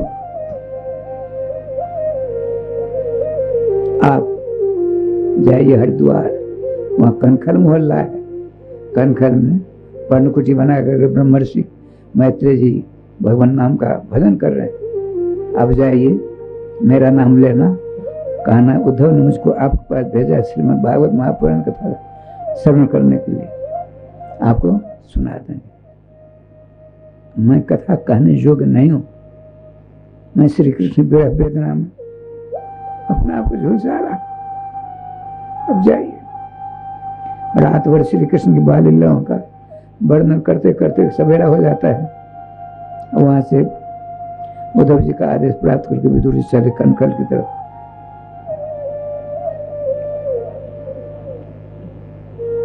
हरिद्वार और श्रीमान उद्धव जी एक रूप से वृंदावन में कुसुम सरोवर में रहे, आज भी हैं वो। कभी कभी किसी किसी को दर्शन दे देते हैं। एक रूप से चले गए भद्रकाश्रम, वहां भजन कर रहे हैं उद्धव जी महाराज। ठाकुर जी के पास से श्रीमान मैत्री जी के पास पहुंचते विदुर जी लंबी साष्टांग दंडवत करते। श्रीमान ब्रह्मर्षि मैत्री जी ने कहा, आओ आओ भक्तराज विदुर जी, आओ आओ, तुम तो बड़े भाग्यशाली हो। भगवान श्री कृष्ण अंत समय में हमको और श्री उद्धव जी को श्रीमद् भागवत कथा सुनाई थी, बार बार आपका नाम लेते थे। यदि आप विदुर जी होते बड़ा आनंद आता। अच्छा वो आप चले आए, क्यों आए, किस लिए आए, क्या प्रयोजन है? श्रीमान विदुर जी ने कहा, प्रभु हमको बड़ी भूख लगी है, बड़ी प्यास लगी है, बड़ी उत्कंठा है आपके मुख से श्रीमद् भागवत महापुराण कथा सुनने के लिए। अच्छा, और श्री उद्धव जी ने हमको आप पास भेजा है, तो और प्रसन्न हो गदगद हो गए। बैठिए, क्या सुनना चाहते हो? ब्रह्मर्षि मैत्री जी ने भक्त शिरोमणि विदुर जी से पूछा, तो क्या उत्तर देते? देखिए सुनने लायक है। भागवत में एक ही पंक्ति जो है जीवन उतारने लायक। श्री विदुर जी ने कहा, भगवान बहुत बड़ी शंका बहुत दिनों से मुझे परेशान कर रही है। सुखाय कर्माणि करोति लोके न तो सुखम तो पुण्य दुखम। सोने से सोकर उठते हैं तब से लेकर के आज शाम को 10 बजे जाएंगे सोने के लिए, तब तक सुख प्राप्त करने के लिए उपाय करते हैं सब के सब। दुख प्राप्त करने के लिए कोई उपाय नहीं करता। सुख प्राप्त करने करते हैं ना, खाते पीते चलते फिरते सारी बात करते हैं, सुख मिले सुख मिले सुख मिले। लेकिन न तक सुख तब पुण्य दुख। हम सुख के उपाय लाखों करते हैं किंतु सुख नहीं मिलता, दुखी दुख मिलता है। क्या संसार में सुख नहीं है?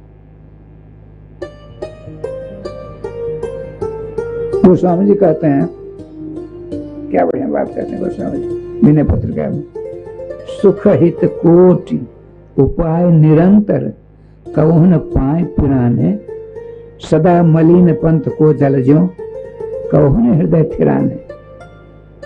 हम और आप सबों ने, सभी जीव में, पेड़ पौधा कीड़ा मकोड़ा सब सुख चाहते हैं, तो कोई नहीं चाहता है। अब सुख प्राप्त करने के लिए करोड़ों उपाय करते हैं अपने जीवन में। उपाय करते करते पाम नहीं थकते, लेकिन हृदय में तन भी सुखाभास भी नहीं होता। कैसे? देखिए, आपको यहाँ आना है, वहां जल है, 10 फुट में जल है, उस जल होकर आपको आना है, रास्ता है वो, आप चले आए और रास्ता का जल सोचता है चलो अब कोई नहीं जाएगा, मैं सुस्ती हो जाऊंगा और मेरा मटमेला बैठ जाएगा, मैं स्वच्छ हो जाऊंगा। तब तो दूसरा रास्ता गिराया, फिर मटमेला हो गया, हुआ कि नहीं? अब कोई नहीं जाएगा, तब तीसरा आ गया। रास्ते का पानी जैसे जीवन में अपने आप को स्वच्छ होने का दावा करे, उसकी मनोकामना निरर्थक होती है। उसी प्रकार से प्रत्येक प्राणियों की मनोकामना निरर्थक होती है सुख प्राप्त करने की। यदि सुख प्राप्त करना ही हो है तो एकमात्र भगवान के मंगल नाम को अपने जीवन में उतार ले, सदा सुखी सुख रहेगा, लेकिन सो नहीं। देखिए क्या बढ़िया बात कहते हैं। भागवत जी सूत्र है। अब भागवत जी इस सूत्र की कथा सभी दूसरी जगह प्राप्त होती है। भगवान श्याम सुंदर कहते हैं, राघवन सरकार तुम्हारा मन बड़ा चंचल है, उस चंचल मन को बस करने के लिए एक ही उपाय किया, सब कर ममता ताग। ताग जानते हैं? धागा, जैसे इसमें ताग है, धागा है, इसमें करते हैं, देखो टूट गया। नाती पंती जमाए बेटी पत्नी वस्तु जात इधर उधर सबकी ममता रूपी धागा है, उस सबको बटोर लीजिए, इकट्ठा कर लीजिए, अब उसको बांट लीजिए, डोरी मोटी हो जाएगी। सबकर ममता ताग बटोरी रस्सी हो गई, तो क्या करो, एक छोर को मेरे पाँव में बांध दो, एक छोर को मन को बांध दो, एक छोर से, एक छोर से मन को बांधो, एक छोर को मेरे पाँव में बांधो, तो कहाँ तक जाएगा मन? जितनी बड़ी डोरी रहेगी उतनी बड़ी ना, उतनी दूर जाएगा ना। सबकर ममता ताक बटोरी, मन पर मन ही बांध भरे डोरी। मन को इस प्रकार से बांधो जो कभी टूटने वाला नहीं है, मेरे पाँव के इर्द गिर्द चक्कर करता रहेगा, सदा सुखी रहेगा। भगवान नाम कहते तो हम करेंगे तब ना, यहाँ सुनते हैं निकाल देते हैं, जय गोपाल जी कैसे काम चलेगा?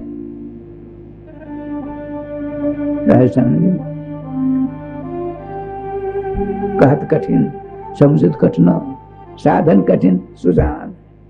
कठिन नहीं कठिन है, बड़ा कठिन है। हम कह लेते हैं और समझा गोपाल हो जाते हैं। अब भला बताइए, इस अधेड़ अवस्था में 88 पार कर 89 में प्रवेश कर गए, तब इच्छा हो गई, अरे यही सब 10 वर्ष पहले क्यों नहीं हुई? श्रीमद् भागवत महापुराण का 18,000 श्लोक ग्रेट पत्थर पर लिखवा कर अब भागवत जी का मंदिर में चकाचक कर दिया जाए। यहाँ वृंदावन लाखों लोग आते हैं, साल में कई लाखों आ जाते हैं, सब वहाँ दर्शन कर सबका राधे राधे होता है। यह इच्छा पहले क्यों नहीं हुई? होनी चाहिए थी। लेकिन हम और आप तो स्वतंत्र नहीं हो, परम प्रतंत्र हैं। भगवान सर्वेश्वर जब जैसा चाहेंगे उसके द्वारा कराते हैं। आइए, श्री वृंदावन बिहारी लाल की जय। श्री जी कृपा से राय श्याम जी। भगवान के परम प्यारे भक्त सूर्यभूषण ब्रह्मर्षि मैत्री जी ने कहा, हे विदुर जी, आप अनुभवी भक्त हो, आपने भगवान श्याम सुंदर के खूब दर्शन किए। गोविंद जय जय गोपाल जय जय गोविंद जय जय गोपाल जय जय राधा रमण हरे गोविंद जय जय हरि गोविंद जय जय। श्री वृंदावन बिहारी लाल की जय। राधे विदुर जी, आपका प्रश्न बहुत ही समीचीन है, बहुत बढ़िया है। इसका समाधान सुनो और सुन करके जीवन उतारो। लोग रात्रिंदिवा सुख प्राप्त करने के लिए एक नहीं अनेक उपाय करते हैं, पर सुख नहीं मिलता है। ऐसा सिद्ध होता सुख नहीं है। अरे बाबा, सुख है, जहां सुख है वहां जाओ तब नहीं मिलेगा सुख। जहां दुख है और वहां दुख में सुख ढूंढो, कैसे मिलेगा? दृष्टांत देते हैं, एक माता जी थी, उसके परिवार में कोई नहीं था, मजे से अपना दिन काट रही थी। एक दिन क्या हुआ, उसको वस्तु उसके घर में खो गई, रात हो गई, मिल नहीं रही थी। अब प्रकाश की व्यवस्था उस घर में थी नहीं, दिनहीन गरीब थी बेचारी। उसने देखा सड़क पर मरकरियां जल रही, घर में खोई वस्तु जो गुम गई, घर में वस्तु मेरी, उस प्रकाश में ढूंढूंगी तो मिल जाएगा। है ना बुद्धि का दिवालिया? घर में खोई वस्तु को हम सर्व ढूंढेंगे, क्या मिलेगा? लेकिन बुद्धि का दिवाली वहां पहुंच गई। वो अब घंटों तक वो मरकरी के प्रकाश को चक्कर काटने लगी, कहीं नहीं मिलती। अब जैसे कोई सज्ञान बैठा था, उसने उसकी परेशानी समझ लिया। कहा, माता जी, मालूम पड़ा तुम्हारी कोई वस्तु खो गई है, बहुत देर से तुम मूर मार रही हो। तो उसने कहा, आप तो अंतर्जामी हो, आप कैसे मालूम पड़ गया? अरे आप बहुत देर चक्कर काट रही हो ना। तो हाँ महाशय, मेरी वस्तु मेरे घर में गुम गई है, प्रकाश व्यवस्था नहीं है, यहाँ प्रकाश नजर में आया, मैं यहाँ चली आई भागी भागी, लेकिन वह वस्तु यहाँ नहीं मिल रही। क्या कारण है? देवी, आप तो, आपके बाल पक गए, झुर्रियां पड़ गई, दांत एक भी नहीं है, लेकिन आप बुद्धि आप काम नहीं कर रही, मालूम पड़ता है। देखिए, जो वस्तु जहां गुमती है, खोती है, वहीं ढूंढने पर मिल जाएगा, मिलेगी। आपके पास प्रकाश ने चलिए, हमारे पास प्रकाश है, हम ढूंढ कर देंगे। बुढ़िया को साथ साथ ले आए गए और प्रकाश करके वहां ढूंढा तो वह वस्तु मिल गई, उसके हाथ में दे दिया। देखिए, कहने का तात्पर्य श्रीमान ब्रह्मर्षि मैत्री विदुर जी से कहते हैं, जो वस्तु जहां होती है वहीं मिलती है, और दूसरी जगह ढूंढने पर मर जाएगा, फिर नहीं मिल सकती। जैसे प्रकाश कर दिया, वस्तु मिल गई। इसी प्रकार से जीव सुख चाहता है, आनंद चाहता है, शांति चाहता है। क्यों? तो आनंद के पास आया है, सुख के पास आया है, शांति के पास आया है, वही चाहता है। कहाँ? पत्नी में, पति में, लड़के में, बच्चे में, कुटुंब में, परिवार में। वहां सुख है कहाँ? सुखाभास। सुख की एक बूंद भगवान ने ब्रह्मांड में फेंक दिया। किसके हिस्से में कितना बैठा? एक बूंद। इसीलिए सुख के निधान भगवान श्याम सुंदर के मंगल में नाम की शरण ले लो, सदा के लिए सुखी हो जाओगे। देखिए, आपके पास गया कोई मांगने के लिए, बाबा जी का मंदिर बनाएंगे, आपने 2 लाख दिया, बात बताते हैं 50,000 दिया। मैंने सोचा जब 50,000 से 1 लाख देते अच्छा होता, 1 लाख दिया। हमने सोचा जो 2 लाख देते और अच्छा होता। माने संतोष नहीं। यदि नाम भगवान लेंगे, नाम भगवान कृपा से संतोष मिल गया, नहीं देंगे तभी संतोष, दिया तो बढ़िया, नहीं दिया तो मां बढ़िया। ऐसा किसने किया? नाम भगवान ने किया। नाम भगवान नामी से भी बड़े हैं। नाम को जब कभी प्रकार की जरूरत पड़ती है, कभी कभार, तो अपने नाम की शरण ले लेते नामी। राधे कृष्ण कृष्ण कृष्ण राधे राधे, राधे श्याम श्याम श्याम राधे राधे नाम जाप करने लग जाते। राम कृष्ण दोनों 11वें श्लोक में आया है। सवेरे रनवास से रानियों के पास उठकर भगवान श्याम सुंदर एकांत में चले गए, हाथ पांव धो हाथ करके मंदिर में बैठ जाते हैं, अपने नाम का जाप करते हैं। नाम का जाप करते करते अपने भक्तों का ध्यान कर, देखिए जाप करते नाम का, ध्यान करते भक्त का। भगवान अपने नाम का जाप करते, भगवान अपने भक्त का दर्शन करते। जब भगवान अपने नाम का जाप करते हैं तो आप उनके अंश हो, वो अंशी जाप करते हैं। आप अंशी नहीं करोगे तो किरकिरापन होगा कि नहीं होगा? नकादी को ज्यादा करनी नहीं पड़ेगी। इसलिए नाम लीजिए, नाम लीजिए, नाम लीजिए, और धीरे धीरे सारे प्रपंचों को समेट लीजिए, नहीं तो फैला रहेगा तो परेशान हो जाओगे। न जाने कितनी बार जन्म लेना पड़ेगा, मत पूछिए। इसीलिए मानव शरीर मिला है, अंतिम 2,98 करोड़ जन्म के बाद इसके द्वारा मोक्ष प्राप्त कर लीजिए, अर्थात भवपति मोक्ष प्राप्त कर लीजिए। सखी का उदाहरण करके भगवान सर्वेश्वर श्याम सुंदर के पीछे खड़ी होकर चमड़ सेवा करिए, उनके नुपुर की सेवा करिए, उनकी पान की सेवा करिए, उनके मन में झाड़ू लगाने की सेवा करिए, माला गूंथने की सेवा करिए, बहुत सारी सेवाएं वहाँ। राधा सर्वेश्वर भगवान की जय, श्री सतगुरुदेव भगवान की जय। आए हुए सभी भक्त एवं हमारे मिथिला कुंज और श्रद्धा टीवी के माध्यम से सुन रहे आप सभी भक्तों का हमारी संस्था की ओर से हार्दिक अभिनंदन, स्वागत, वंदन। हमारी संस्था में जिन दानदाताओं ने दान दिया है, उसी कड़ी में आज 21,000 रुपये का दान श्रीमती निर्मला चौधरी, श्री शंकर कुमार चौधरी, लगमा बिहार, दरभंगा से 21,000 रुपये का दान हमारी संस्था को प्रदान किया है। एक बार जोरदार तालियों से इनका अभिनंदन, स्वागत। 11,000 का दान श्री बलदेव झा, पिता स्वर्गीय श्री शशिनाथ झा की स्मृति में, शंकरपुर, मधुबनी, बिहार से राधा अष्टमी पर श्री राधा रानी जी की नथनी के लिए इन्होंने 11,000 रुपये का दान हमारी संस्था को दिया है। एक बार जोरदार तालियों से इनका भी अभिनंदन, स्वागत। श्री राजाराम झा, पत्नी श्रीमती माला देवी, राम खेताई, मधुबनी, बिहार, ये श्रीमद् भागवत कथा की प्राण पोथी यजमान के लिए इन्होंने 15,000 रुपये का दान हमारी संस्था को प्रदान किया है। एक बार जोरदार तालियों से इनका अभिनंदन, स्वागत। 1,500 रुपये का दान श्रीमती इंदिरा देवी, हरियाणा से संकीर्तन के लिए हमारी संस्था को दान देते हैं। इनका भी एक बार जोरदार तालियों से अभिनंदन। 1,500 रुपये का दान श्रीमान बसंत कुमार झा, जो कि मुंबई से हैं, ये संकीर्तन के लिए हमारी संस्था को 1,500 रुपये का दान देते हैं। एक बार इन सभी दानदाताओं के लिए जोरदार तालियों से अभिनंदन, स्वागत। जैसा कि आप सभी को विदित है, आने वाला बड़ा ही सुंदर महोत्सव पर्व श्री राधा अष्टमी का सुंदर पर्व है।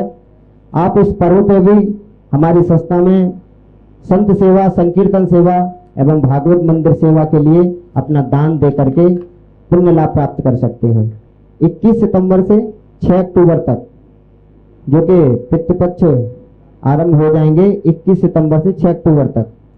इसी पितृपक्ष के उपलक्ष्य में परम पूज्य सदगुरुदेव भगवान के पावन सानिध्य में इस मंगलमय मास में आयोजित मुक्तिदात्री श्रीमद् भागवत कथा ज्ञान यज्ञ का शुभारंभ 21 सितंबर से लेकर के 27 सितंबर तक, जो कि वृंदावन की पावन भूमि मिथिला कुंज से सीधा श्रद्धा चैनल के माध्यम से आप लोगों तक पहुंचाया जाएगा।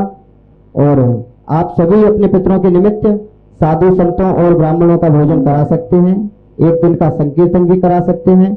अपने पितरों की मुक्ति के लिए एवं सुख शांति के लिए दिव्य आयोजन में आप भी अपने पुत्रों के निमित्त श्रीमद् भागवत कथा के सह यजमान एवं पोथी यजमान बन करके आशीष प्रदान कर सकते हैं। जय जय श्री राधे।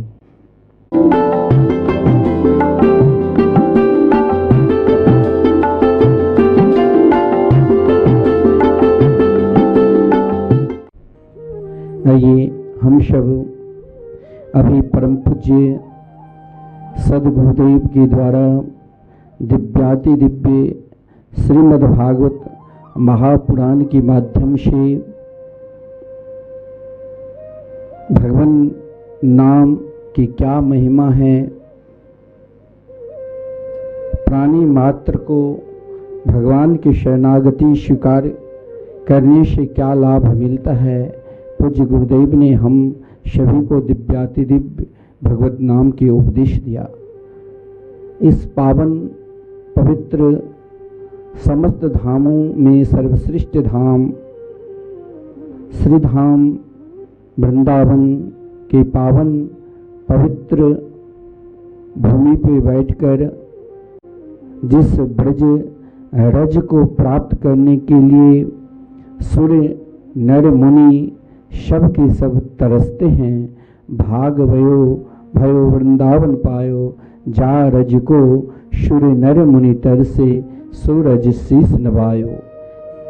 हम सब टीवी चैनल के माध्यम से घर में बैठकर श्री धाम वृंदावन की दिव्याति दिव्य इस भूमि की चिंतन क्या करते हैं, जो नित्य निरंतर इस पावन परिक्रमा मार्ग की पावन तलहटी पे इन परम पवित्र भूमि मिथिला कुंज में बैठकर हम नित्य भगवान की चर्चा श्रवण करते चले आ रहे हैं।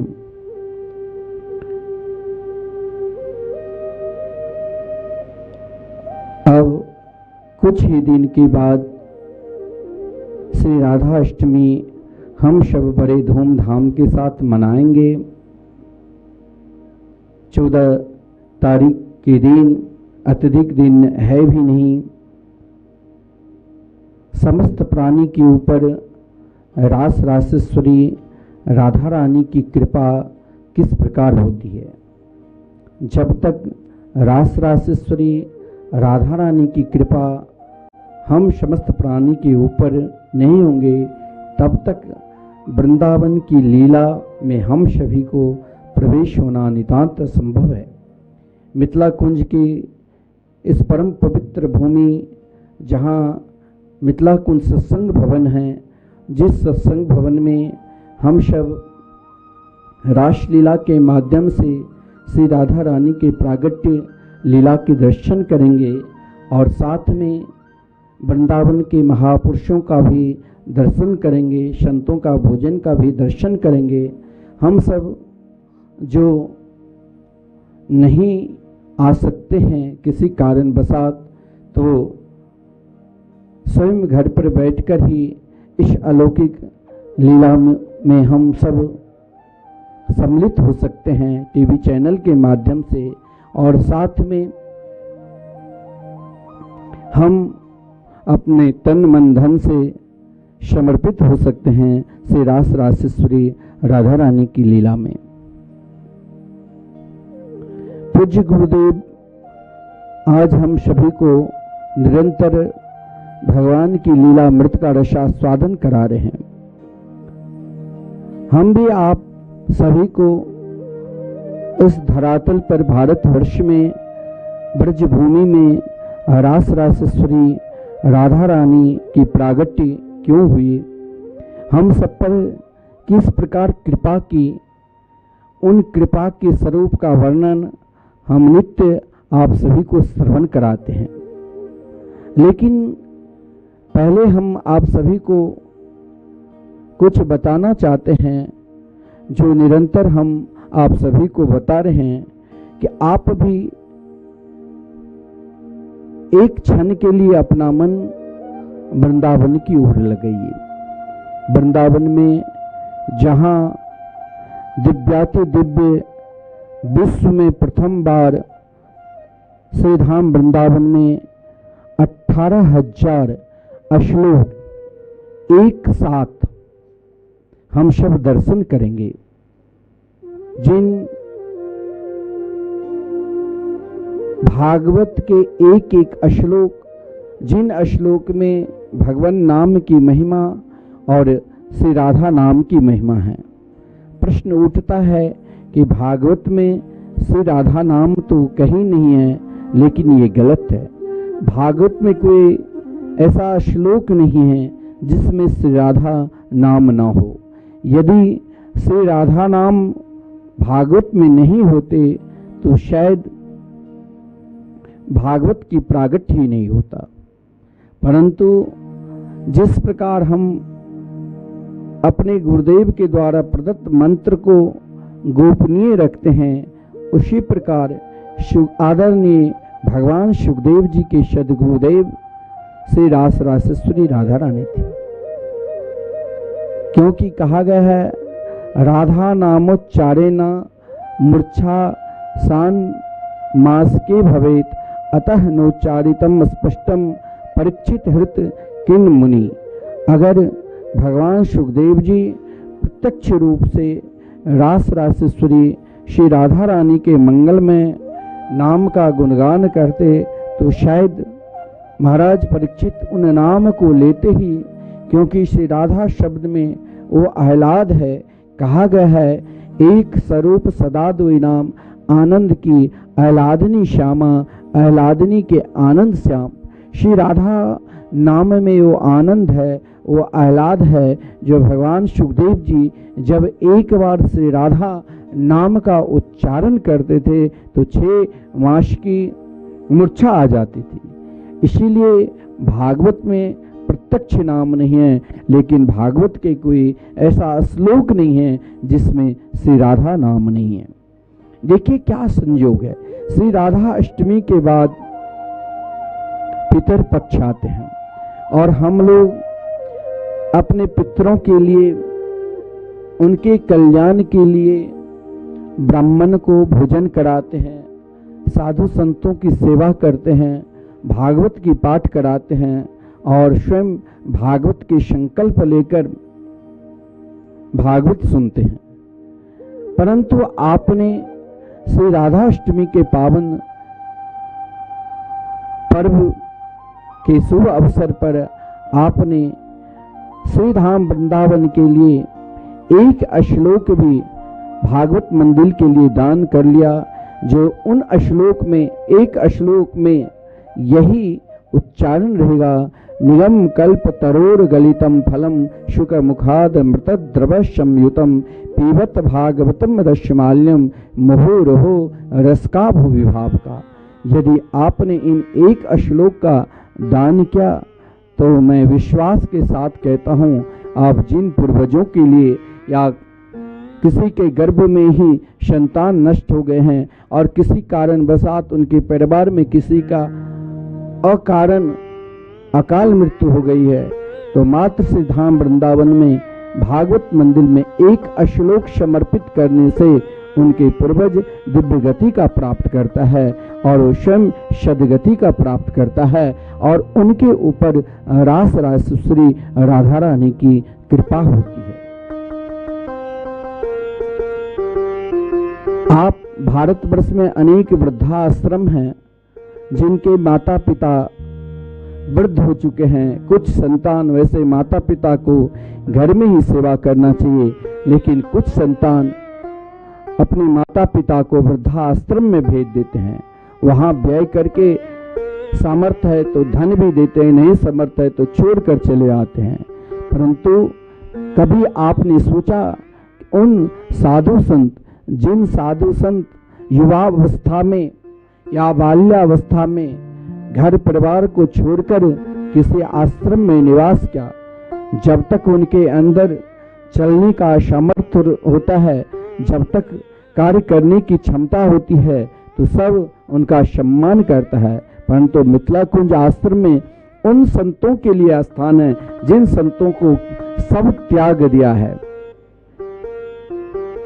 परंतु इन आश्रम में उन संतों के रहने के लिए, उनके लिए केवल भगवान नाम की संकीर्तन करे और उनकी रहने की व्यवस्था है, उनकी भोजन की व्यवस्था है। हमारे यहाँ सर्वप्रथम उन संत महात्माओं को, संकीर्तन भजन करने वाले महात्माओं को पहले सम्मान दिया जाता है, फिर कोई भक्त आवे तो उनको सम्मान दिया जाता है। सम्मान तो सभी को मिलता है। अगर हम श्री राधा अष्टमी के पावन शुभ अवसर पर, पितर पक्ष के पावन शुभ अवसर पर यदि हम दान करें तो उन संतों की गोद ले, उनकी व्यवस्था करे, उन संतों की भोजन की व्यवस्था, उन संतों की रहने की व्यवस्था। टीवी स्क्रीन पर संत सेवा के लिए आप निरंतर श्रवण करते चले आ रहे हैं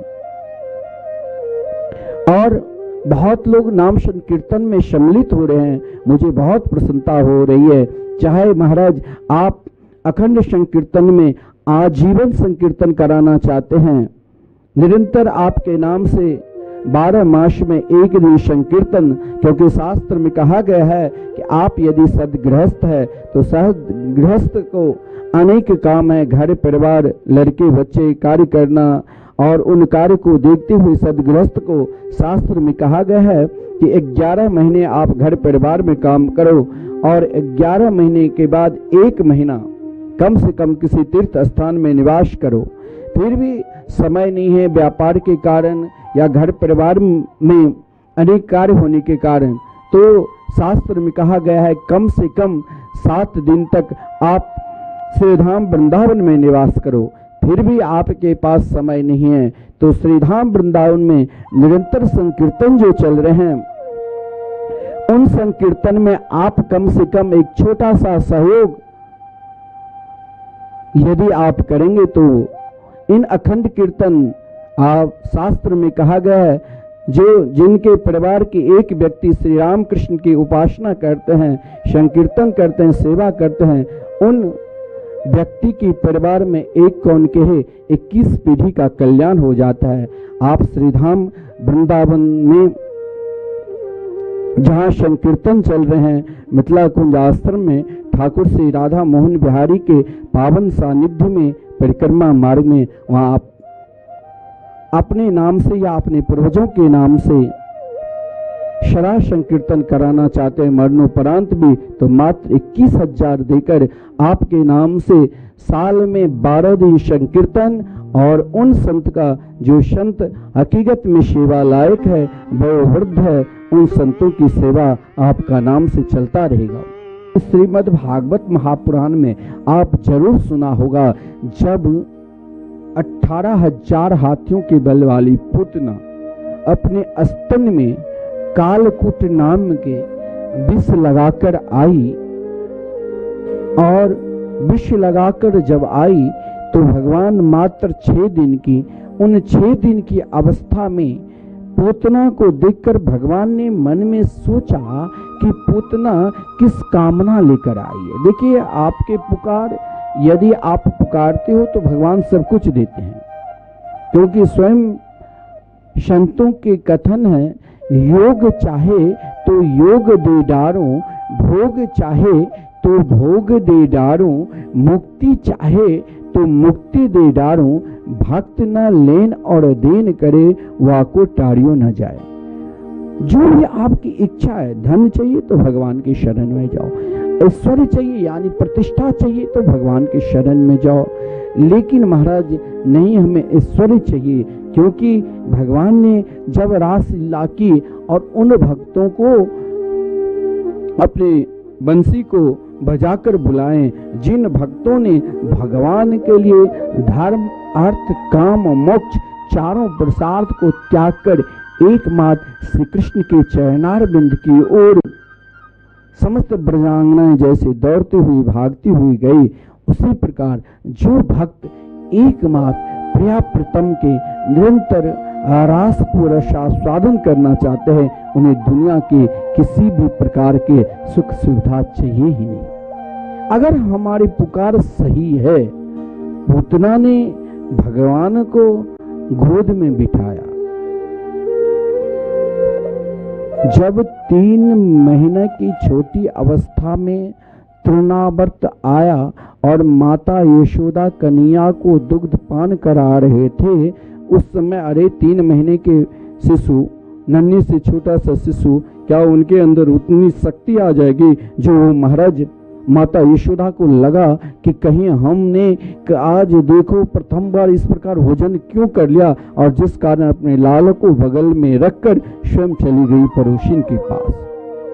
क्योंकि भगवान जानते थे तृणावर्त मैया यशोदा को भी नहीं छोड़ेंगे। कहीं मैया यशोदा घबरा गई और घबराकर मूर्छित हो गई तो अनर्थ हो जाएगा, जिस कारण भगवान ने वजन कर लिया। और वही पूतना जब अपने स्तन में कालकूट नाम के विष लगाकर आई तो प्रभु ने क्या किया, महाराज इतनी सुकोमल फूल से भी कम वजन करके पूतना के सीधे पूतना ने उठाने की कोशिश किया। जो पल्ला में प्रभु झूल रहे थे, एक पल के लिए भगवान ने नेत्र बंद किया, लेकिन पूतना की ओर देखा नहीं, क्योंकि भगवान को कृपा करना था। गोद में लिया, परंतु पूतना को जिस समय भगवान ने दुग्ध पान करने लगे, पूतना ने देखा कि अब तो ये बचने वाली नहीं है। परंतु भगवान ने कहा नहीं पूतना, ये विषपान हमें भला क्या कर लेंगे। भगवान ने बड़े आनंद के साथ दुग्ध पान करने लगे, और दूध के साथ साथ जब भगवान ने पूतना को सद्गति प्रदान करने की इच्छा प्रकट की तो पूतना बेचैन हो गई। क्योंकि माया, दुनिया को आप ठग सकते हो, दुनिया को आप बेवकूफ बना सकते हो, लेकिन भगवान कभी बनावटी प्रेम नहीं चलता है। इसीलिए तो भगवान ने वत्सासुर का उद्धार किया। वत्सासुर यानी मन की चंचल वृत्ति। आप दुनिया को ठग लो, भगवान छोड़ देंगे, लेकिन जिस दिन भगवान को ठगने के लिए चलोगे, भगवान नहीं छोड़ेंगे। क्योंकि वहां भगवान के निकट जाने से चंचल वृत्ति रहेगी नहीं। पूतना ने भगवान से कहा था, सा मुंच मुंचाल मिति प्रभासनी, अरे नंद के लाला मुझे छोड़ दो। यानी कन्हैया, जब हमने आपके नाम का सहारा ले लिया तो अब मुझे नहीं इलोक चाहिए, अब नहीं मुझे प्रलोक चाहिए, मुझे सीधे गोलोक चाहिए है मेरे गोविंद। तो जिस समय रास राजेश्वरी राधा रानी इस पृथ्वी लोक पर ब्रजमंडल में अवतार लेती है तो सर्वप्रथम भगवान के सर्वश्रेष्ठ जो नाम हैं उन नाम को इस पृथ्वी लोक पर भेज दिया।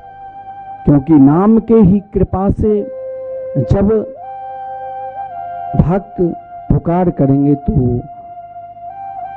प्रियप्रतम जरूर अवतार लेंगे। इतना ही नहीं, नाम अब महापुरुषगण उन रूप माधुरी को भागवत के माध्यम से, गीता के माध्यम से, अनेक शास्त्र पुराणों के माध्यम से, वेद वेदांत के माध्यम से चिंतन तो करते थे, लेकिन उस रूप को प्रत्यक्ष चाहते थे कि जो आनंद गोलोक धाम दिव्य वृंदावन में बड़े बड़े रसिकों को मिल रहे हैं, इन गोपियों को मिल रहे हैं, इन सखाओं को मिल रहे हैं, वही आनंद हम मानवों को भी मिले। देखिए, वृंदावन की रस को प्राप्त करना है तो वहां जब तक रास राजेश्वरी राधा रानी की कृपा नहीं होगी तब तक आप वृंदावन की रस को प्राप्त कर ही नहीं सकते हैं। तो जब संत महात्मा प्रार्थना करते हैं तभी तो भगवान अपने दिव्य गोलोक धाम में किसी न किसी प्रकार की लीला करके हम सबके कल्याण के लिए रास राजेश्वरी राधा रानी पृथ्वी लोक पर अवतार लेती है। रास राजेश्वरी राधा रानी की कृपा के बिना श्री कृष्ण कृपा नितांत असंभव है, क्योंकि स्वयं श्री कृष्ण की प्रिया शक्ति है। श्री कृष्ण की शक्ति ही रास राजेश्वरी श्री राधा रानी है। जब संत महात्मा ऋषिगण प्रार्थना की, आप कभी यह नहीं सोचना कि भाई भगवान अवतार लेते हैं पृथ्वी लोक पर, तो उनका अवतार का मात्र यही प्रयोजन है कि जब धर्म की हानि होती है तभी भगवान अवतार लेते हैं। आप कभी ये मत सोचना कि पापी अधर्मी को उद्धार करने के लिए भगवान अपने दिव्य गोलोक धाम वृंदावन से सीधे इस पृथ्वी लोक पर आते नहीं। इन रसिक जनों के लिए, इन भक्तों के लिए भगवान आते हैं।